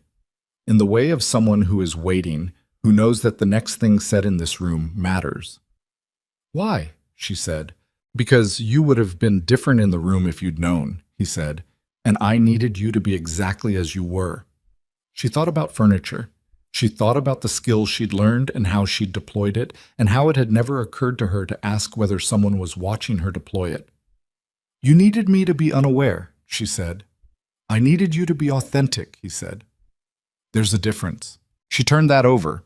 She was very good at turning things over quickly, at finding the precise edge of an argument, and she found it here and held it in her mind for a moment. Then she said, "That's a meaningful distinction, and I'm going to decide later whether it's meaningful enough." Something crossed his face, the almost expression, the ripple. "Fair," he said. She let out a breath. "What happens now?" "Now I call Caruso," he said. "I tell him about the man and his delegation. I tell him about Ricci. And then Caruso and I have a very different conversation than the one we just had. And Ricci." He looked at her. "Ricci becomes a shared problem. Is that going to be dangerous?" He was quiet for a moment. "More dangerous than anything that's happened so far." She stood there at the door of his office, with the city behind him through the floor-to-ceiling windows, and she thought about 7 weeks. She thought about the things she'd found and the things she'd been placed in front of without being fully told. And she thought about the pay increase and the croissants and go home safely, and she stays. She thought about the fact that she was in this now, genuinely in it, not as a peripheral figure who could plausibly claim ignorance, but as someone whose face had been in that room and whose name, she realized with a cold and sudden clarity, had probably been on a phone call to Thomas Ricci's man in Newark before Marco had even reached the door. They knew who she was. That understanding settled into her body the way cold water settled, starting at the surface and working downward until it reached bone. "I need to know something," she said, "and I need a direct answer." He looked at her. "Am I safe?" she said. "In the general sense. Am I a person who walks around in this city and is reasonably safe?" He held her gaze for a long time, long enough that she could feel the quality of the calculation behind it. Not evasion, but precision, the careful selection of exactly how much truth was appropriate. "You were safe this morning," he said. "As of approximately 40 minutes ago, the answer to that question has become more complicated." She nodded. She nodded in the careful, deliberate way of someone receiving information they had, in some part already prepared themselves to receive. "All right," she said. "Molly?" "I said all right." She took a breath, steady. "Make your call to Caruso. I'll be at my desk." She turned to leave. "I won't let anything happen to you," he said. She stopped. She didn't turn around. She stood in the doorway with her back to him, and she thought about what that sentence meant coming from this specific man in this specific building, and she thought about all the things she'd learned in 7 weeks about what his word was worth and what the weight of it felt like. She thought about how badly she wanted to believe it. She thought about how believing it was probably the most dangerous thing she'd done since she walked into this office and spilled coffee on his suit. "I know," she said, and she walked back to her desk. She sat down. She opened her laptop. She stared at the screen. Her phone buzzed. Unknown number. She looked at the screen for a long moment before she answered. The voice on the other end was male, unhurried, with the particular composure of someone who was accustomed to being the one making calls of this nature. "Ms. Bennett," it said, "my name isn't important yet, but I think you and I should have a conversation before Mr. DeLuca has the chance to have his." A pause. "I know what you found in the subsidiary records. I know what you brought to him. And I want you to understand something very clearly before this goes any further." Another pause, precise and deliberate. "You're not an employee anymore. You are a piece on a board, and right now you are the most exposed piece on that board." The line was silent. She looked up from her phone and across the office, toward Raphael's closed door, toward the city beyond the... She did not hang up. That was the first decision, and she made it in the space of 2 seconds. And it was the kind of decision that felt small in the moment and was not small at all. "I'm listening," she said. The voice on the other end took a breath. Not nervousness, she thought, but the breath of a man who was settling into something he'd prepared for. "Good. That's the right instinct. Listening is what's kept you alive this far. You said I was exposed? You are. You found the subsidiaries. You sat in the boardroom this morning. You've been in that building for 7 weeks learning things that DeLuca's own soldiers don't know, and now Ricci's people know your name. A pause. Do you understand what that means? Tell me what you want, she said. Her voice was steady. She was watching Raphael's closed office door while she spoke. I want you to walk out of that building in the next 10 minutes, the voice said. I want you to go home, pack a bag, and wait for a car. You'll be relocated. You'll be compensated. And in approximately 6 weeks, when this is resolved, you'll be free to go wherever you want. You want me to run. I want you to survive. She was quiet for a moment. Who are you? Someone who's been watching DeLuca for a long time. Someone who understands that the people around him have a poor statistical record of coming out of his problems intact. She thought about 14 secretaries. She thought about Sal Ferretti's exhausted face. She thought about the way Raphael had said, I won't let anything happen to you, and the way she'd turned it over in her mind and the specific weight of it. No, she said. A pause. Ms. Bennett, no. She said it again, cleaner. Whatever you're offering, no. And I'm going to tell Mr. DeLuca about this call in approximately 30 seconds, so if you have something specific you want him to know, you should say it now. The line went quiet. Then the voice said, very low, he can't protect you from what's already been set in motion. The call ended. She lowered the phone from her ear. She sat for 1 breath, 2, 3. Then she stood up, walked to Raphael's office, and knocked twice. Come. She opened the door. He was at his desk with his phone to his ear, mid-call, and he looked at her and read her face in approximately 1 second and said into the phone, I'll call you back, and set it down. Someone just called me, she said. Unknown number. They knew my name. They knew about the subsidiary work. They knew about the boardroom this morning. She set her phone on his desk. The number's in the recent calls. It'll probably be a dead end, but Marco should look at it. He was already reaching for it. What did they say? They wanted me to leave the building and get in a car. She met his eyes. They said Ricci's people know who I am. He was very still. They said you can't protect me from what's already in motion, she said. I told them no. I'm telling you because you need to know, not because I need you to. I don't need anything right now. I just need you to know. He looked at her for a long moment. Then he stood up from his desk and he moved to the door of his office and opened it and said very quietly to the room, Marco. Marco appeared from the corridor within 4 seconds. Full protocol, Raphael said. Now. And get me Caruso. Marco moved. She could hear the shift in the floor immediately. Footsteps, doors, the low rapid exchange of instructions. The office reorganizing itself around a new level of threat, the way a body reorganized itself around physical shock. Raphael looked at her. You're not going home tonight. I figured. There's a room in the building, 14th floor. It's secure. All right. Molly. He said her name in the way he'd said it a handful of times, not as a professional address, but as a specific naming, the way you said someone's name when you needed them to actually hear what came next. I need you to understand the situation we're in right now. Tell me, Ricci knows we have his man. He knows Caruso was in this building today. He knows the arrangement he built between our two organizations has just been exposed. He paused. He has 2 options. He withdraws and rebuilds over years, or he acts immediately while there's still pressure and confusion. He'll act, she said. Yes. How? The weakest point, he said, and he looked at her and she understood what he meant before he said it, and she felt the cold move through her again, deeper this time, reaching places the first wave hadn't reached. You need to stay in this building. I understand. I'm not certain I can guarantee. Raphael. She said his name for the first time. No title, no professional distance, just his name, which came out steadier than she felt. I know, just tell me what you need me to do. What he needed her to do for the next 4 hours was work. It was the strangest 4 hours of her life. The floor was operating at a level of contained intensity she hadn't seen before. Men moving with purpose, calls being made and received, the boardroom occupied continuously with shifting configurations of people she didn't recognize. And in the middle of all of it, she sat at her desk and did what Raphael had asked. She pulled every financial document related to Ricci's port operations that existed anywhere in the DeLuca system.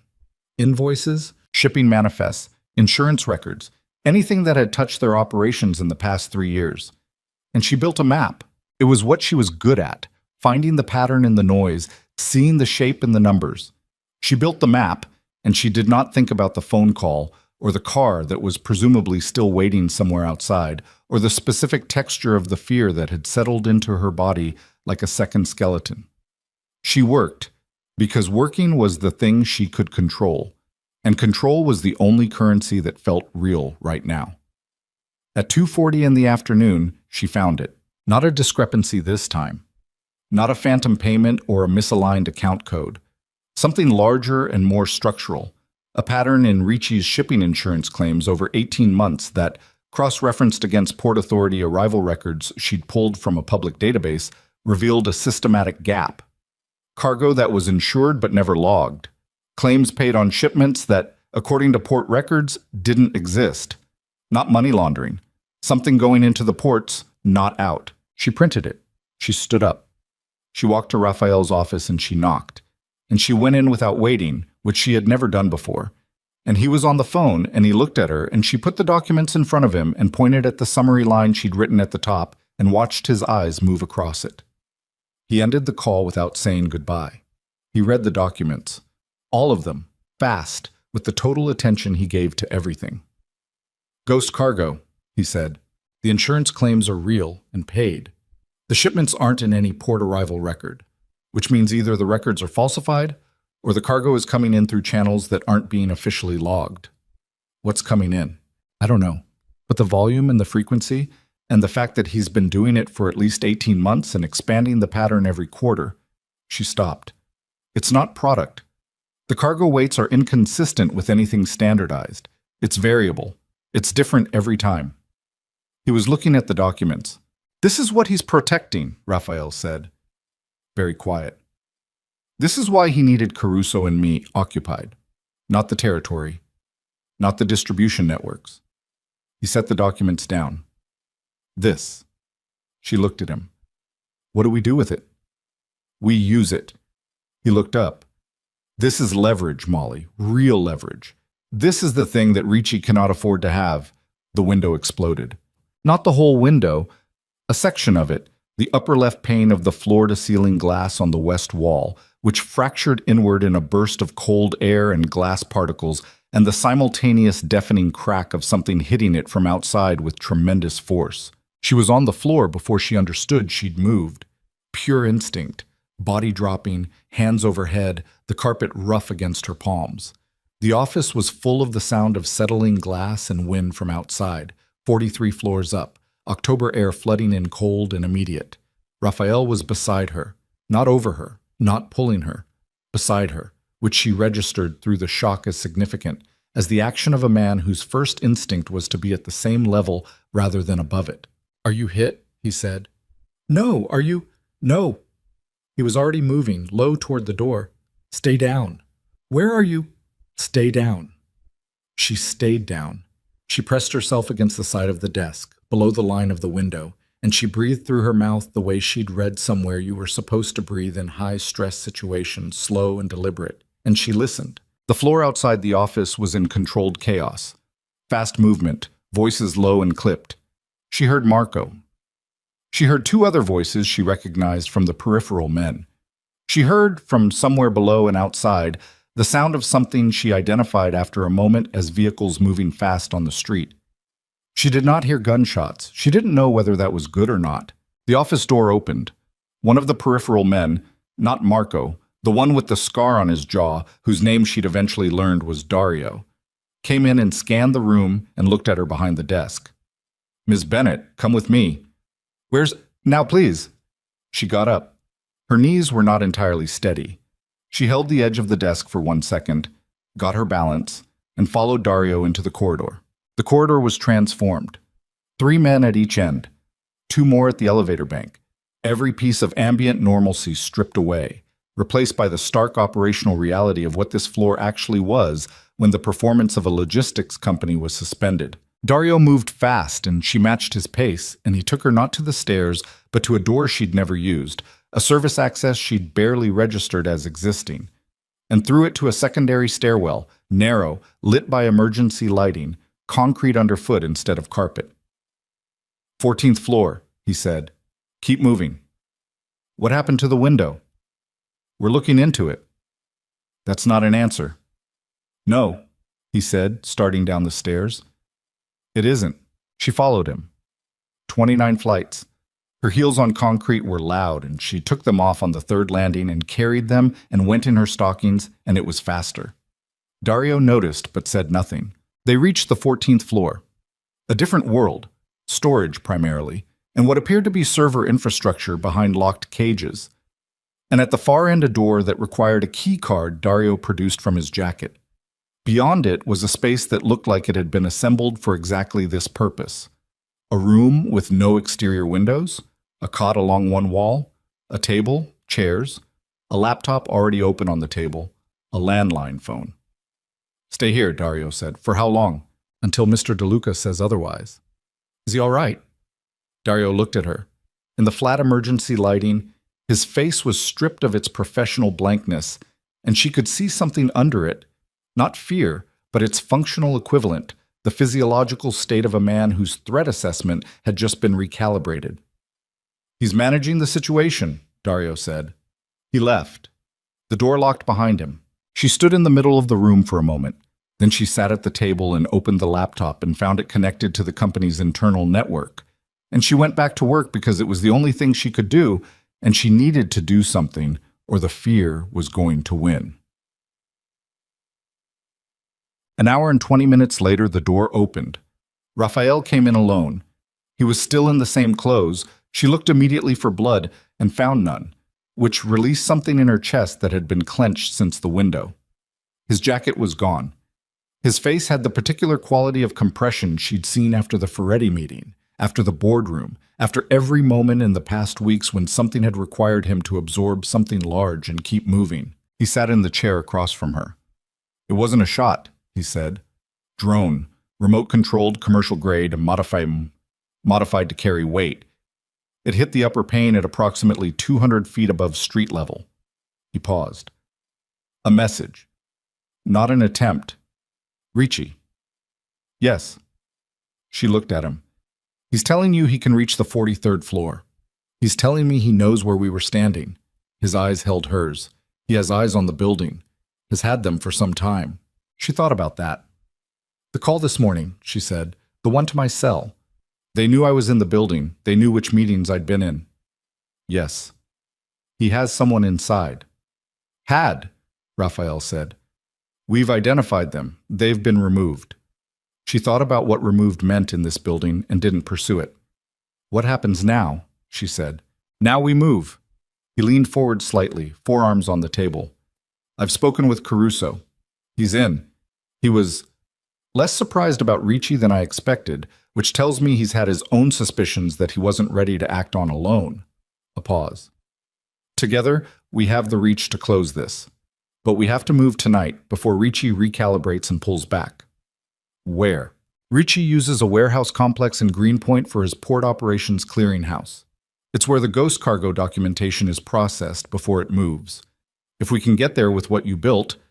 He glanced at the documents she'd brought downstairs, which she'd thought to grab from Raphael's desk on the way out, and which were now in a folder beside the laptop. We have enough to dismantle the entire operation, and to hand what we find there to people who will ensure Ricci becomes someone else's problem. Federal, she said. He held her gaze. Yes.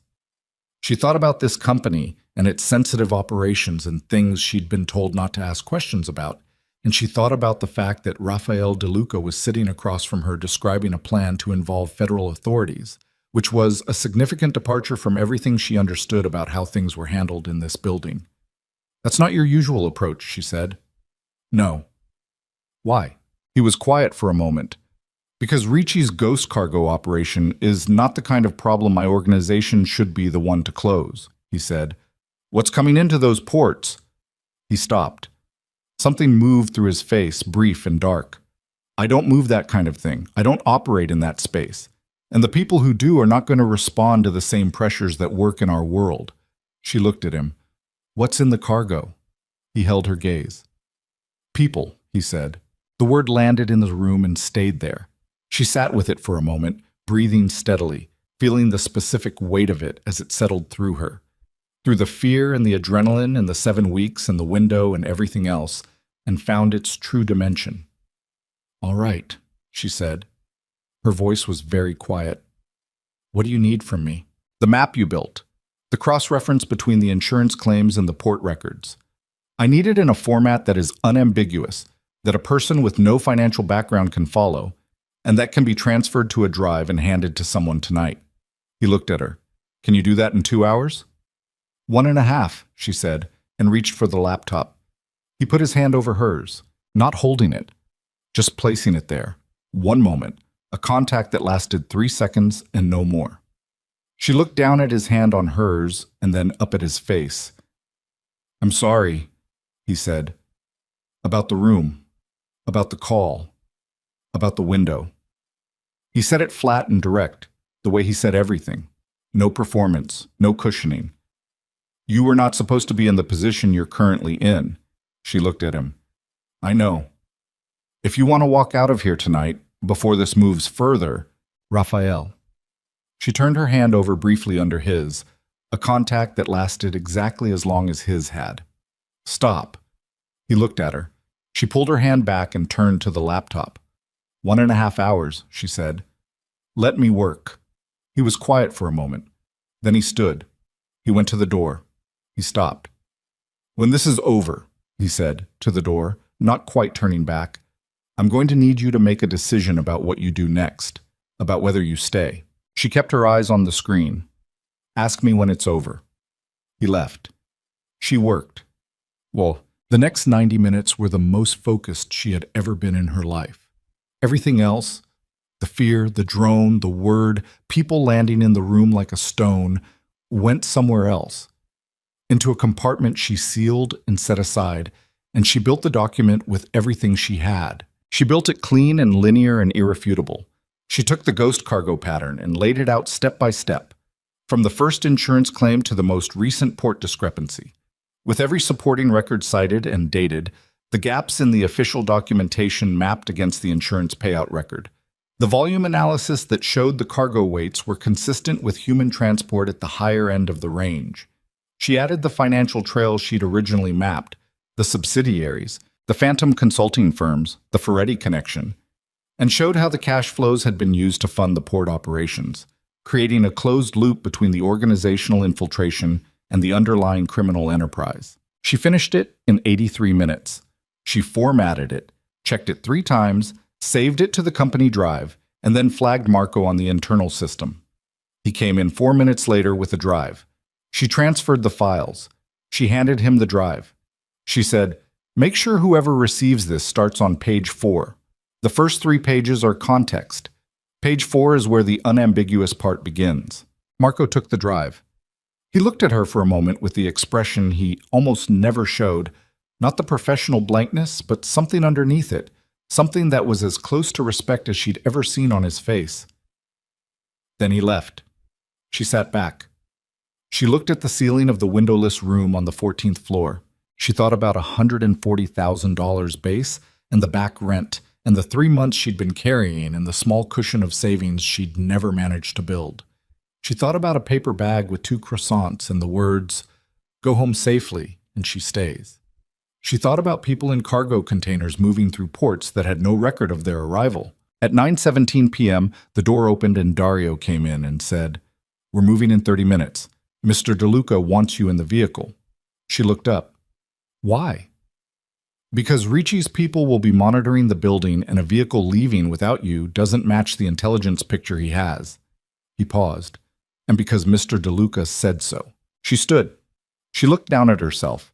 8 hours into the day's clothes, 1 shoe in each hand where she'd been holding them since the 14th floor door, stockings with a run along the left calf that she'd only just noticed.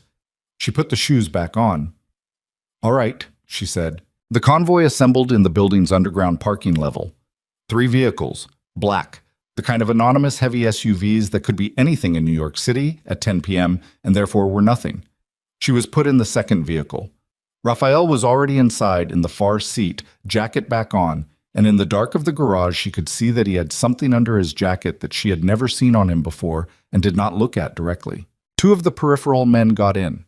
Dario in the front passenger, the driver she didn't know. The vehicle moved. For 6 minutes they drove in silence through the nighttime streets. The route indirect, she noticed, taking turns that didn't make geographic sense until she understood that the route itself was the point. The unpredictability of it, the impossibility of tracking. Then Marco's voice came through a radio in the front seat. "We have a problem at Greenpoint." Raphael picked up the radio. "Say it." Ricci moved the timeline. "The warehouse is active. There are people already inside." A pause, and she heard in the pause the thing that Marco was controlling. "Not Ricci's people, Raphael. The cargo. It arrived early." The vehicle kept moving. Raphael was very still. "How many?" he said. "Unknown. Ricci knows we're coming. He moved the cargo in as a shield." Marco's voice was flat and hard. "He thinks you won't move on the building while—" "He's wrong," Raphael said. The radio was quiet for a moment. "I know," Marco said. "That's why I'm telling you now." Raphael set the radio down. He looked out the window at the city going past. The transition from Manhattan to the bridge, the water below, the industrial dark of Greenpoint ahead. She looked at his face in profile. She watched him hold something enormous inside the stillness of his expression, the weight of a decision that could not be undone once it was made, that would define every version of this story going forward regardless of how it ended. He turned and looked at her. She looked back. She said, "You already know what you're going to do." "Yes." "Then do it." He picked up the radio. "Marco," he said. "Call the number." A pause. "You're sure?" "Call it." She understood what the number was.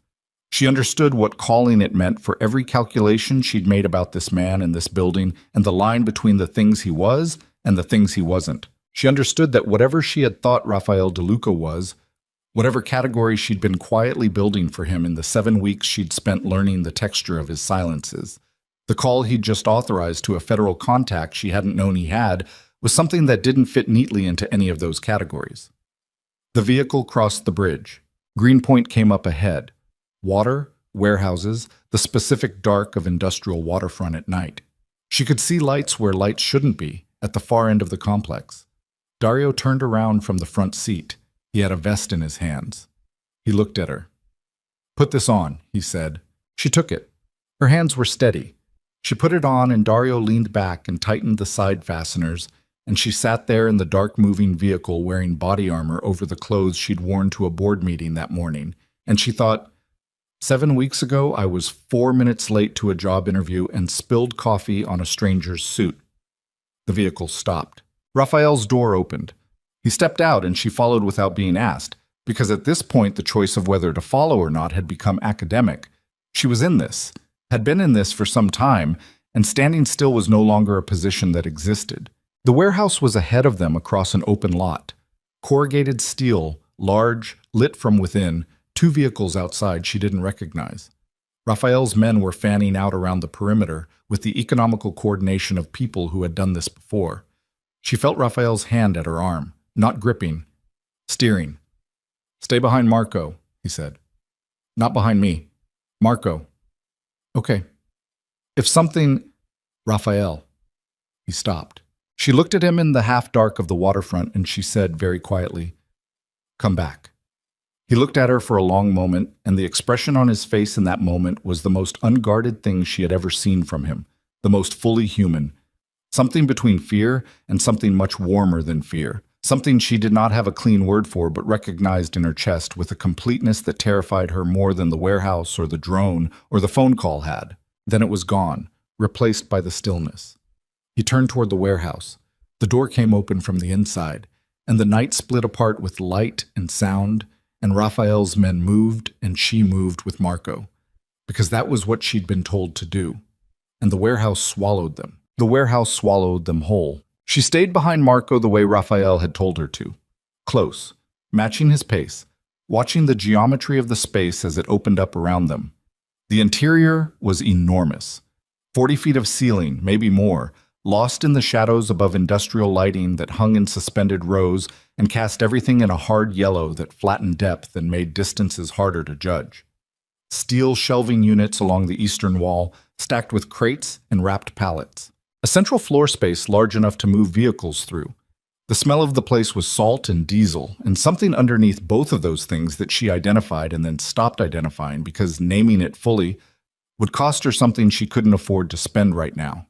There were people on the floor, not Ricci's people, or not only Ricci's people. Along the western wall, in a space that had been partially partitioned with temporary barriers, there were figures sitting and lying on the concrete. Maybe 30 of them, maybe more. In the poor light, she couldn't be certain. They were still. They were watching the men who had just come through the door with the particular watchfulness of people who had learned that stillness was the safest response to any sudden change. She looked at them and she looked away because she had a job to do, and looking was going to cost her the steadiness she needed. The men, Ricci's, 3 of them visible near the center of the floor, had not been expecting the speed of entry. Raphael's people had come through 2 doors simultaneously, and the compression of the space and the number of armed men who had appeared in the span of 4 seconds had produced the particular stillness of a situation that had tipped past the point where resistance was a rational calculation. One of them ran the numbers faster than the others and went for the side door, and Dario was already there, and the man stopped. Raphael was at the center of the floor. He was looking at a man she hadn't seen before. 50s, heavy through the shoulders, with the florid complexion of someone whose blood pressure had been a problem for years. The man was standing near a folding table that held a laptop, a phone, and what appeared to be a set of shipping documents. He was looking at Raphael with an expression that was trying very hard to be contempt, and achieving something closer to the physiological state that preceded it. Thomas Ricci. She knew it before anyone said it. The way he stood, the way the space organized itself around him, not with deference, the way spaces organized themselves around Raphael, but with the brittle authority of a man who had purchased his position and knew on some level that purchased things could be repurchased. "You brought the cavalry," Ricci said. His voice was rough and slightly too loud for the space. "Performance." "I'm impressed. A little. I expected you to try to handle this quietly." "I handle things the way the situation warrants," Raphael said. "Federals outside." Ricci glanced toward the door. "That's a significant departure for you." "You made it necessary." Ricci's eyes moved to the western wall, to the people sitting there, then back to Raphael, and in that movement was every calculation the man had made about his own leverage and how long it would hold. "You're not going to move in here," Ricci said. "Not with—" "I already moved in," Raphael said. "The federal team is securing the perimeter. They're not coming in yet because I asked them to wait 3 minutes." He looked at Ricci with the flat, complete attention she knew so well. "You have those 3 minutes to make a decision about how this ends for you. After that, the decision is no longer yours." Ricci looked at him. The contempt that had been performing as contempt was starting to show its actual substrate, a clenching around the eyes, a stillness of the jaw that was held rather than natural. "You have nothing on me," Ricci said. "This facility is a legitimate—" "I have 18 months of ghost cargo documentation," Raphael said. "Insurance claims cross-referenced against Port Authority records, with a full financial trail connecting the clearinghouse accounts to your operating entity in Newark. I have the testimony of a man who spent 4 years inside Caruso's organization on your behalf." He paused. "And I have a federal agent who has been building a parallel case for 11 months and has been waiting for the documentation that was delivered to him 45 minutes ago." Ricci said nothing. "The 3 minutes," Raphael said, "are for you to decide whether the people on that wall are cargo to you or a liability. Because if they're cargo, you'll use them as leverage for as long as you can, and the end of this night will be worse for you than if they're a liability you're willing to release." Ricci's jaw was working. She could see it from where she stood. The physical manifestation of a man whose plan had been built on a foundation that had just been removed, who was doing the rapid and unpleasant arithmetic of what remained. He looked at the people against the wall. He looked at them the way a man looked at something he'd stopped thinking of as human and was now being required to look at again. "Let them go," he said. To the man nearest the partition. The man looked at Ricci, looked at Raphael, made his own calculation and moved to the partition. Molly watched the people on the western wall begin to move, slowly at first, then faster. The specific controlled urgency of people who had been very still for a very long time and were not entirely certain that movement was safe but were choosing it anyway. Marco was already directing them toward the door she'd come in through, where she could see two of Raphael's men guiding them out into the night air. She was watching this when Ricci moved, not toward the door, not toward Raphael. He moved toward the table, toward the laptop, with the specific speed of a man executing something he'd prepared, a contingency, a delete, a final erasure of something he couldn't afford to leave behind. She moved faster. She didn't think about it. Her body made the decision, and she was crossing the floor in 6 fast steps, and her hand came down on the laptop lid before Ricci's hand reached the keyboard, and she pulled it off the table and stepped back and held it against her chest and looked at Ricci from a distance of approximately 4 feet. He looked at her. She looked back. For 1 second, a second that she would remember in precise physical detail for a very long time afterward. She was the only thing between Thomas Ricci and the last piece of the evidence chain, and she knew it, and he knew it, and neither of them moved. Then Raphael was there, between her and Ricci, with the completeness of a wall, and the moment collapsed, and 2 of Raphael's men took Ricci's arms, and it was done. She stood there with the laptop against her chest, breathing, feeling her heartbeat in places she didn't normally feel it. Raphael turned to look at her. She held out the laptop. He took it. He looked at her face, then at the laptop, then at her face again. "You ran toward him," he said. "I ran toward the table," she said. "There's a difference." He looked at her for another moment. "Molly." "I'm fine," she said. "I'm okay." She took a breath. "Steady. Get him outside. The federal team is waiting." He held her gaze for one more beat. Then he turned and the operation completed itself around her.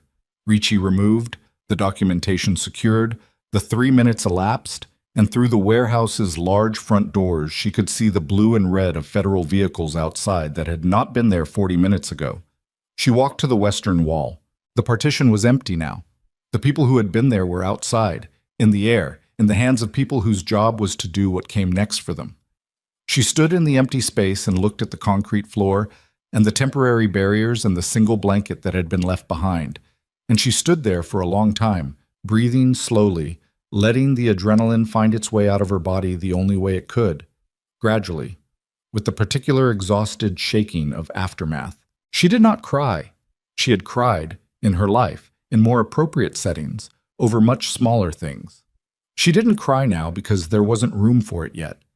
The space was still too full of everything that had happened, and she needed to be on the other side of tonight before she could afford to spend that. She walked out of the warehouse. The night outside was cold and bright with emergency lighting, with the specific organized noise of multiple agencies doing their respective jobs in a space that had just become a crime scene of considerable significance. She walked through it and no one stopped her, because she was wearing a vest with DeLuca International stenciled on the front in the kind of move that had apparently been standard preparation on someone's part, and she walked until she found a space at the edge of the lot near the water where the noise was slightly less and the air moved, and she stood there and looked at the East River and breathed. She heard him behind her before he spoke. "It's over," Raphael said. She didn't turn around immediately. She kept her eyes on the water. "Is it?" "The federal team has Ricci. The documentation you built is in their hands. The Montreal and Chicago and Miami people will be dealt with through the proper authorities over the next—" He stopped. "It's over." She turned.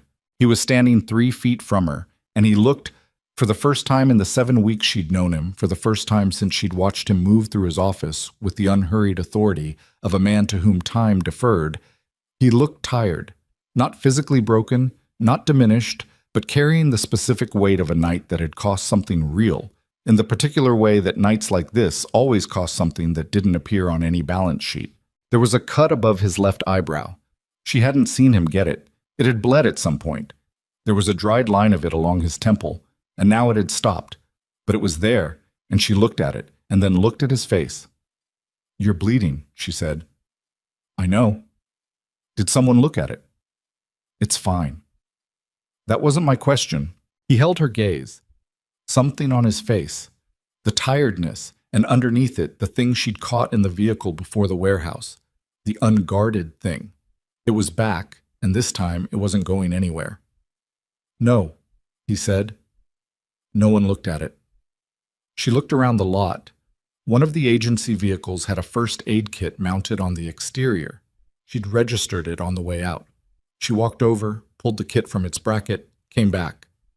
He watched her do this. She opened the kit. She found what she needed: gauze, antiseptic, tape, and she looked at the cut, which was small but deep at the center, the kind that bled significantly for its size. Hold still, she said. He held still. She cleaned the cut. He didn't react to the antiseptic, not even the slight involuntary tightening that most people produced, just kept looking at her face while she worked. She could feel the quality of that attention, had felt it, in different registers since the first morning. And she worked carefully, because she was careful, because carefulness was one of the few things she'd always been reliably good at. She applied the closure strip. She pressed it into place with 2 fingers, held it for a moment to ensure adhesion. She didn't step back.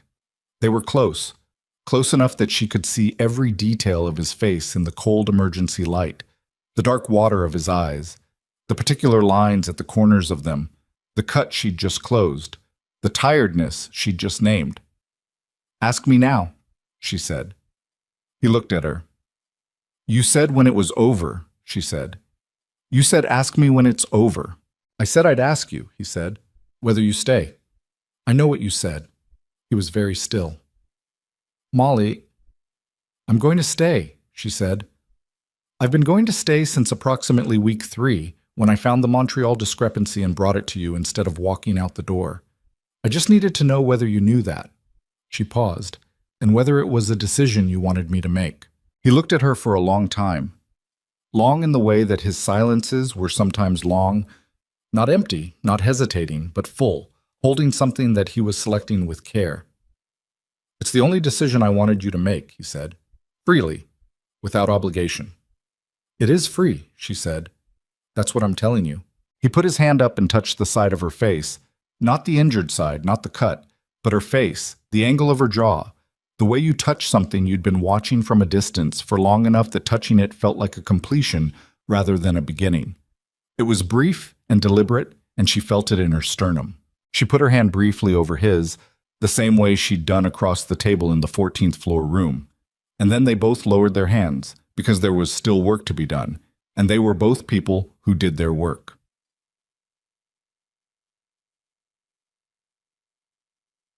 The weeks that followed were the strangest and, in some ways, the most clarifying of her life. Ricci's arrest produced ripples that moved through the structure of New York's criminal and semi-criminal landscape with the particular violence of something long overdue.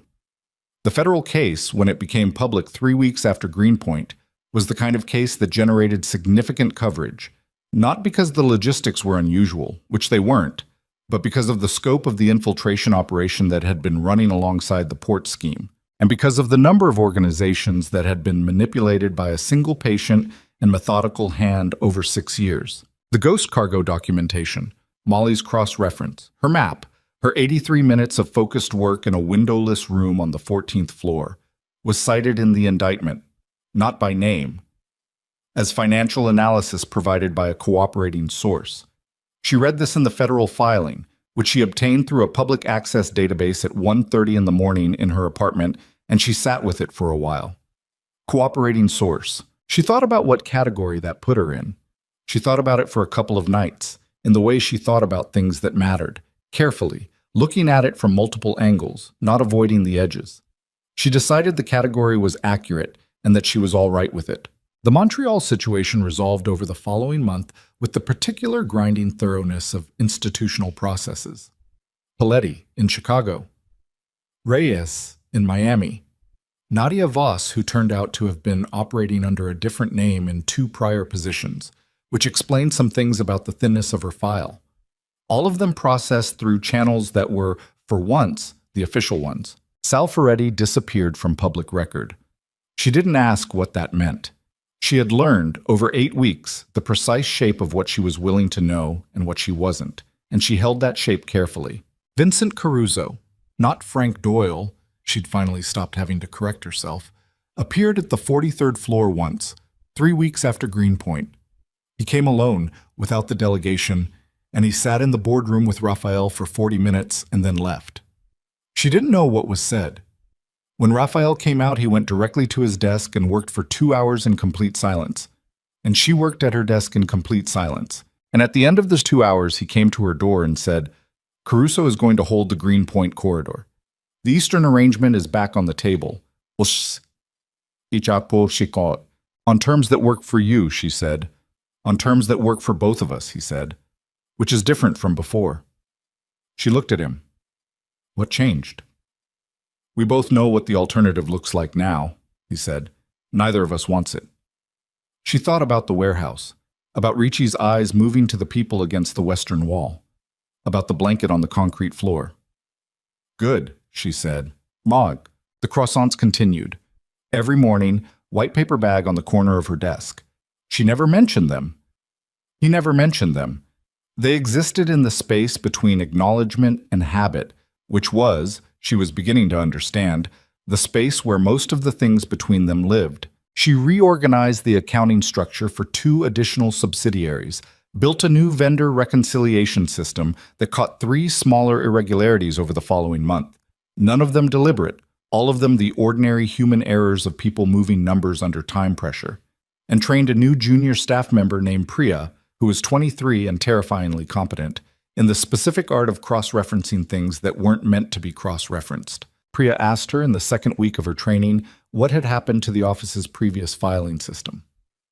"It was inefficient," Molly said. "It looks like someone rebuilt it from scratch." "Someone did?"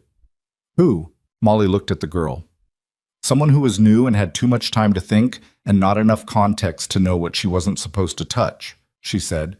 "Do the vendor cross-reference I showed you yesterday and flag anything where the payment terms don't match the contract date." Priya did the vendor cross-reference. She was going to be excellent at this job. It was a Tuesday in November, 10 weeks after Greenpoint, when Domenico Caruso came back to the building.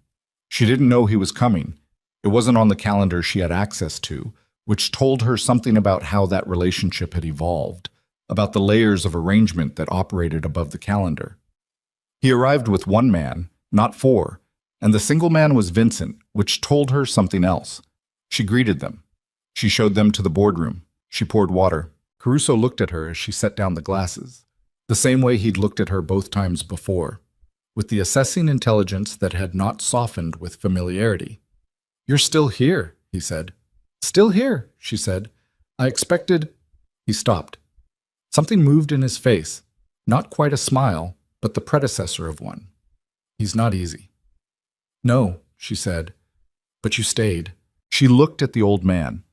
She thought about the 72 days she'd been in this building, about the things she'd found and the things she'd seen and the things she'd run toward when all the sensible instincts in her body were screaming the other direction. "I stayed," she said. Caruso looked at her for a moment longer. Then he said, with the quiet conviction of a man making a formal statement, "He's better with you here." She looked at him. "He's more careful," Caruso said, more considered. Less, he searched for the word. Closed. He picked up his water glass. "In 40 years of knowing Raphael De Luca's family, I have not seen that before. In anyone." She didn't respond. She thanked them for coming, told them Raphael would be in momentarily, and left the boardroom. She stood in the corridor outside for a moment, her hand flat on the wall, breathing. She stayed. The evening that changed the shape of things came without announcement. It was a Friday in late November, 7 o'clock, the floor almost empty.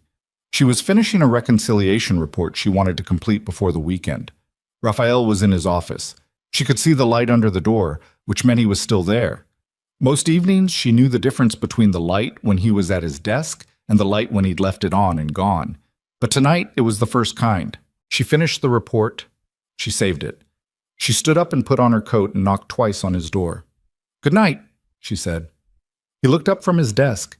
He looked at her in the way he'd looked at her 140-something times across the accumulated evenings of their working life. Steady, direct, slightly too long for the ordinary workplace transaction. But tonight it had something in it that was different from any of the previous 140.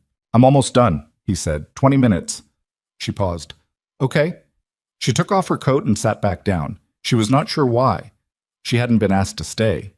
He hadn't requested anything. She just sat back down, and he went back to his desk, and they were both in the building together in the particular quiet of a Friday evening when the rest of the world had somewhere else to be.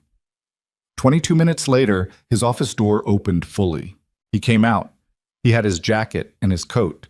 He stood at the edge of the outer office and looked at her, and she looked at him. "You didn't have to wait," he said. "I know." He looked at her for a moment. "Are you hungry?" She thought about it. She had not eaten since noon, which she hadn't registered until this exact moment. "Yes," she said. "There's a place on West 48th, he said. "Quiet. Good food. The owner knows me." She looked at him. She thought about all the versions of what that sentence could mean, coming from this man, in this context.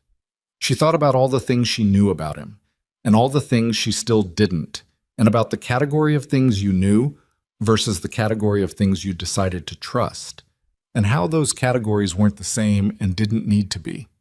"Is it the kind of place," she said, "where I need to be worried about my coat knocking something over?" He looked at her. "The kind of place where if you knock something over," he said, "I'll tell them to add it to my bill." She picked up her coat, she put it on. She picked up her bag. She walked to the elevator. He walked beside her. In the elevator, going down, she noticed that the silence between them had a different texture than it had carried in the very beginning.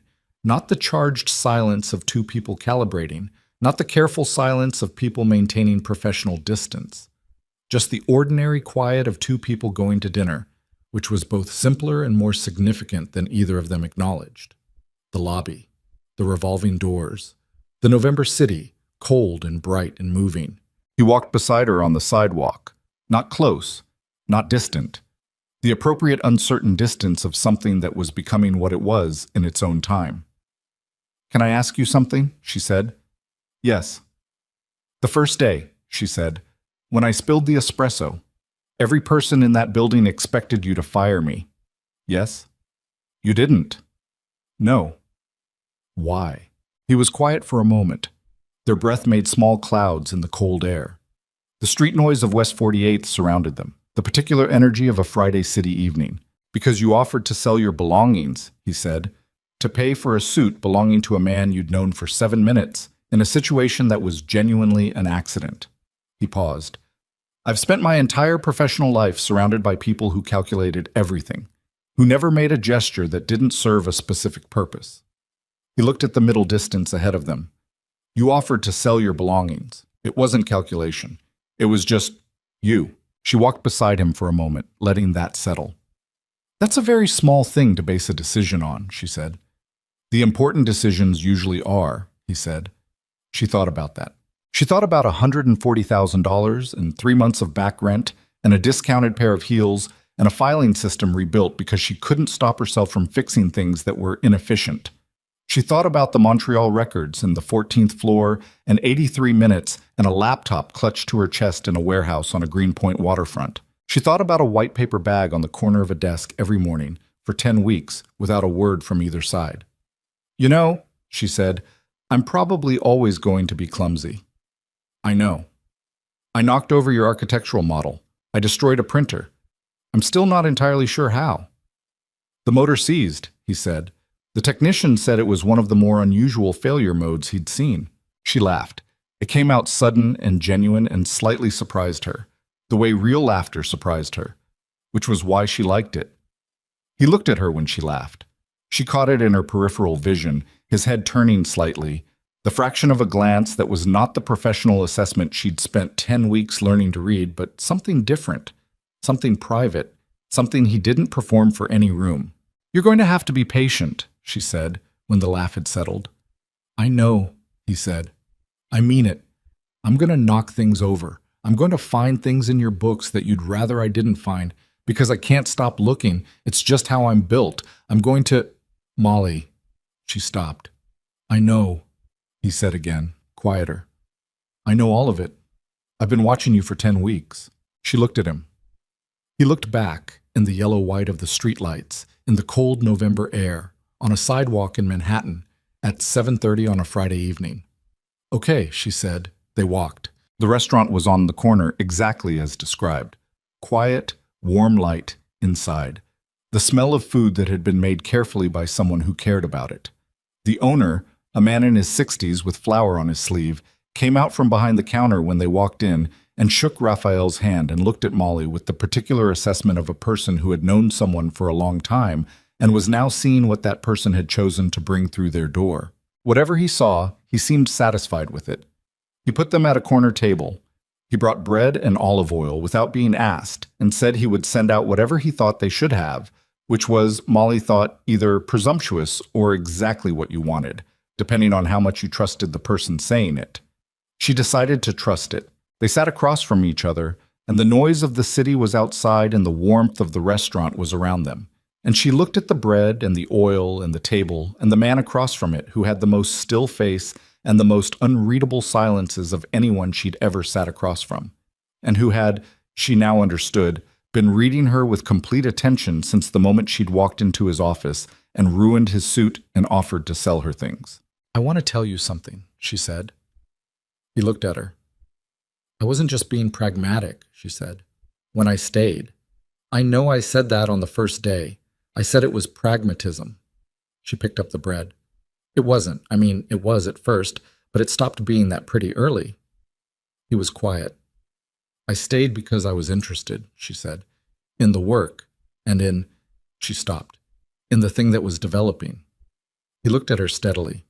"I know," he said. "I've known for a while." "Then why didn't you?" "Because it had to be your choice," he said, "without any pressure from me, without obligation or circumstance." He paused. "What you decided had to be completely yours, or it meant nothing." She held his gaze. She thought about the 14th floor room and "I won't let anything happen to you and come back," and about 10 weeks of croissants that were never mentioned, and about the 3 seconds of his hand against her face in the cold light outside a warehouse in Greenpoint. "It's mine," she said. "I'm telling you it's mine." The food came. They ate. They talked. Not about work, not about Ricci or Caruso or Montreal or Ghost Cargo, but about other things, smaller and realer things, the kind of things you learned about a person when the professional context was finally set aside and what remained was just two people at a table. She learned that he'd grown up partly in Rome and partly in a city in New Jersey that he described in 2 words and no detail, but with a tone that told her the detail mattered and that she'd learn it eventually. She learned that he read obsessively. She'd known this from the bookshelves, but the specific things he read were more unexpected than she'd anticipated. She learned that he didn't sleep well, which she'd suspected, and that he'd started leaving early enough to stop at the bakery on West 50th himself, rather than having someone else do it, which she had not known. She told him about Harbridge and Cole, the full version, not the careful interview version. The 3 years of watching things be done wrongly, and the 6 months of finding the irregularity, and the specific moment when she'd realized that being right was going to cost her exactly what it cost her. She told him about the 41 applications and the 4 interviews and the 2 final rounds and the words slightly more aligned with our current needs. He listened the way he listened to everything, completely, without interrupting, without the reflexive sympathy noises that most people deployed to signal they were paying attention. He just listened, and when she finished, he was quiet for a moment, and then he said, "Their loss was significant." She looked at him. "In a quantifiable sense," he said, with the faintest tone of something that wasn't quite dry humor, but was its neighbor. "I can demonstrate it mathematically, given your contribution to the organization in the 10 weeks you've been there." She looked at him for a moment. Then she laughed again. The real kind, the surprised kind. He watched her laugh. He didn't look away. After dinner, outside on the sidewalk, their breath in the cold air, the city doing its Friday night work around them. She stood and thought about the subway and her apartment and the next morning, and he stood beside her and they both looked at the street. "I'll walk you to the station," he said. "It's 3 blocks." "Yes." They walked 3 blocks.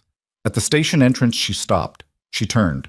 He was looking at her with the expression she'd finally, after 10 weeks, learned to translate. The stillness that meant something warm underneath. The controlled surface over what she now understood was not coldness, but the specific caution of a person who had operated for so long in a world that punished openness, that the habit of concealment had become structural. She looked at him and thought, I can be patient. I was built for detail work. Good night, Raphael, she said. Good night, he said. He said her name after it, the way he sometimes did, the specific naming. She went down the stairs. At the bottom, she stopped and looked up. He was still there, standing at the top, looking down. When she looked up, he didn't look away or pretend he hadn't been watching. He just held her gaze from the top of the stairs in the November cold, with the city going past behind him. She raised one hand. He raised his. She went through the turnstile. She got on the train. She stood in the crowded car with her hand on the overhead rail the way she'd stood on the night she'd first read his message, 10 weeks ago, a different version of herself in some ways and exactly the same in others. And she thought about what Caruso had said. He's better with you here. She thought about that. The train moved through its tunnel, and the lights of the station strobed past, and she thought about a filing system rebuilt in an afternoon, and a pattern found in 40 minutes, and a laptop clutched to her chest in a burning warehouse, because her body had moved before her mind caught up, because that was the kind of thing her body did, apparently, when something mattered enough. She thought about white paper bags in 10 weeks, and a man with still eyes who had watched her carefully and said, I want to see which one is real. The train pulled into her stop. She got off. She walked home through the cold. She unlocked her door and went inside and set her bag down and stood in her kitchen for a moment in the quiet of her apartment. She thought about Molly Bennett, 26 years old, 4 minutes late to an interview, discount heels, 3 months of back rent, espresso launching off a tray in a clean arc toward a $10,000 Italian suit. She thought about what that morning had set in motion. She went to her kitchen. She made tea. She sat at the table where she'd once opened an encrypted USB drive at midnight and told herself she was just being pragmatic. She thought, I wasn't. She had never been. She drank her tea. She looked at the wall, at the city sounds coming faint through the window, at the ordinary Saturday morning ahead of her, and the Monday after that, and all the mornings after that, and she felt, underneath the tiredness, underneath the 10 weeks of accumulated near misses, and found irregularities and choices made in the dark. Something that was solid. Something that sat in her chest with the specific weight of things you'd earned rather than things you'd been given. She was still here. She had always been going to stay. She finished her tea. She rinsed the cup and set it in the rack to dry. She went to bed. She slept. For the first time in 10 weeks, she slept through the night without waking at 3 a.m. to run numbers in the dark. Outside, the city went on doing what the city did. Relentless, enormous, indifferent to the small, specific weight of two people finding each other in the middle of it. The empire held. The work continued. And somewhere across Manhattan, in an apartment she'd never seen, a man who did not sleep easily was, for once, asleep. The morning would come. The files would be waiting. The white paper bag would be on the corner of her desk before she arrived. Some things, once started, simply continued. Not because they were inevitable, but because the people inside them chose, each morning, to continue them. That was enough. That was, it turned out, everything.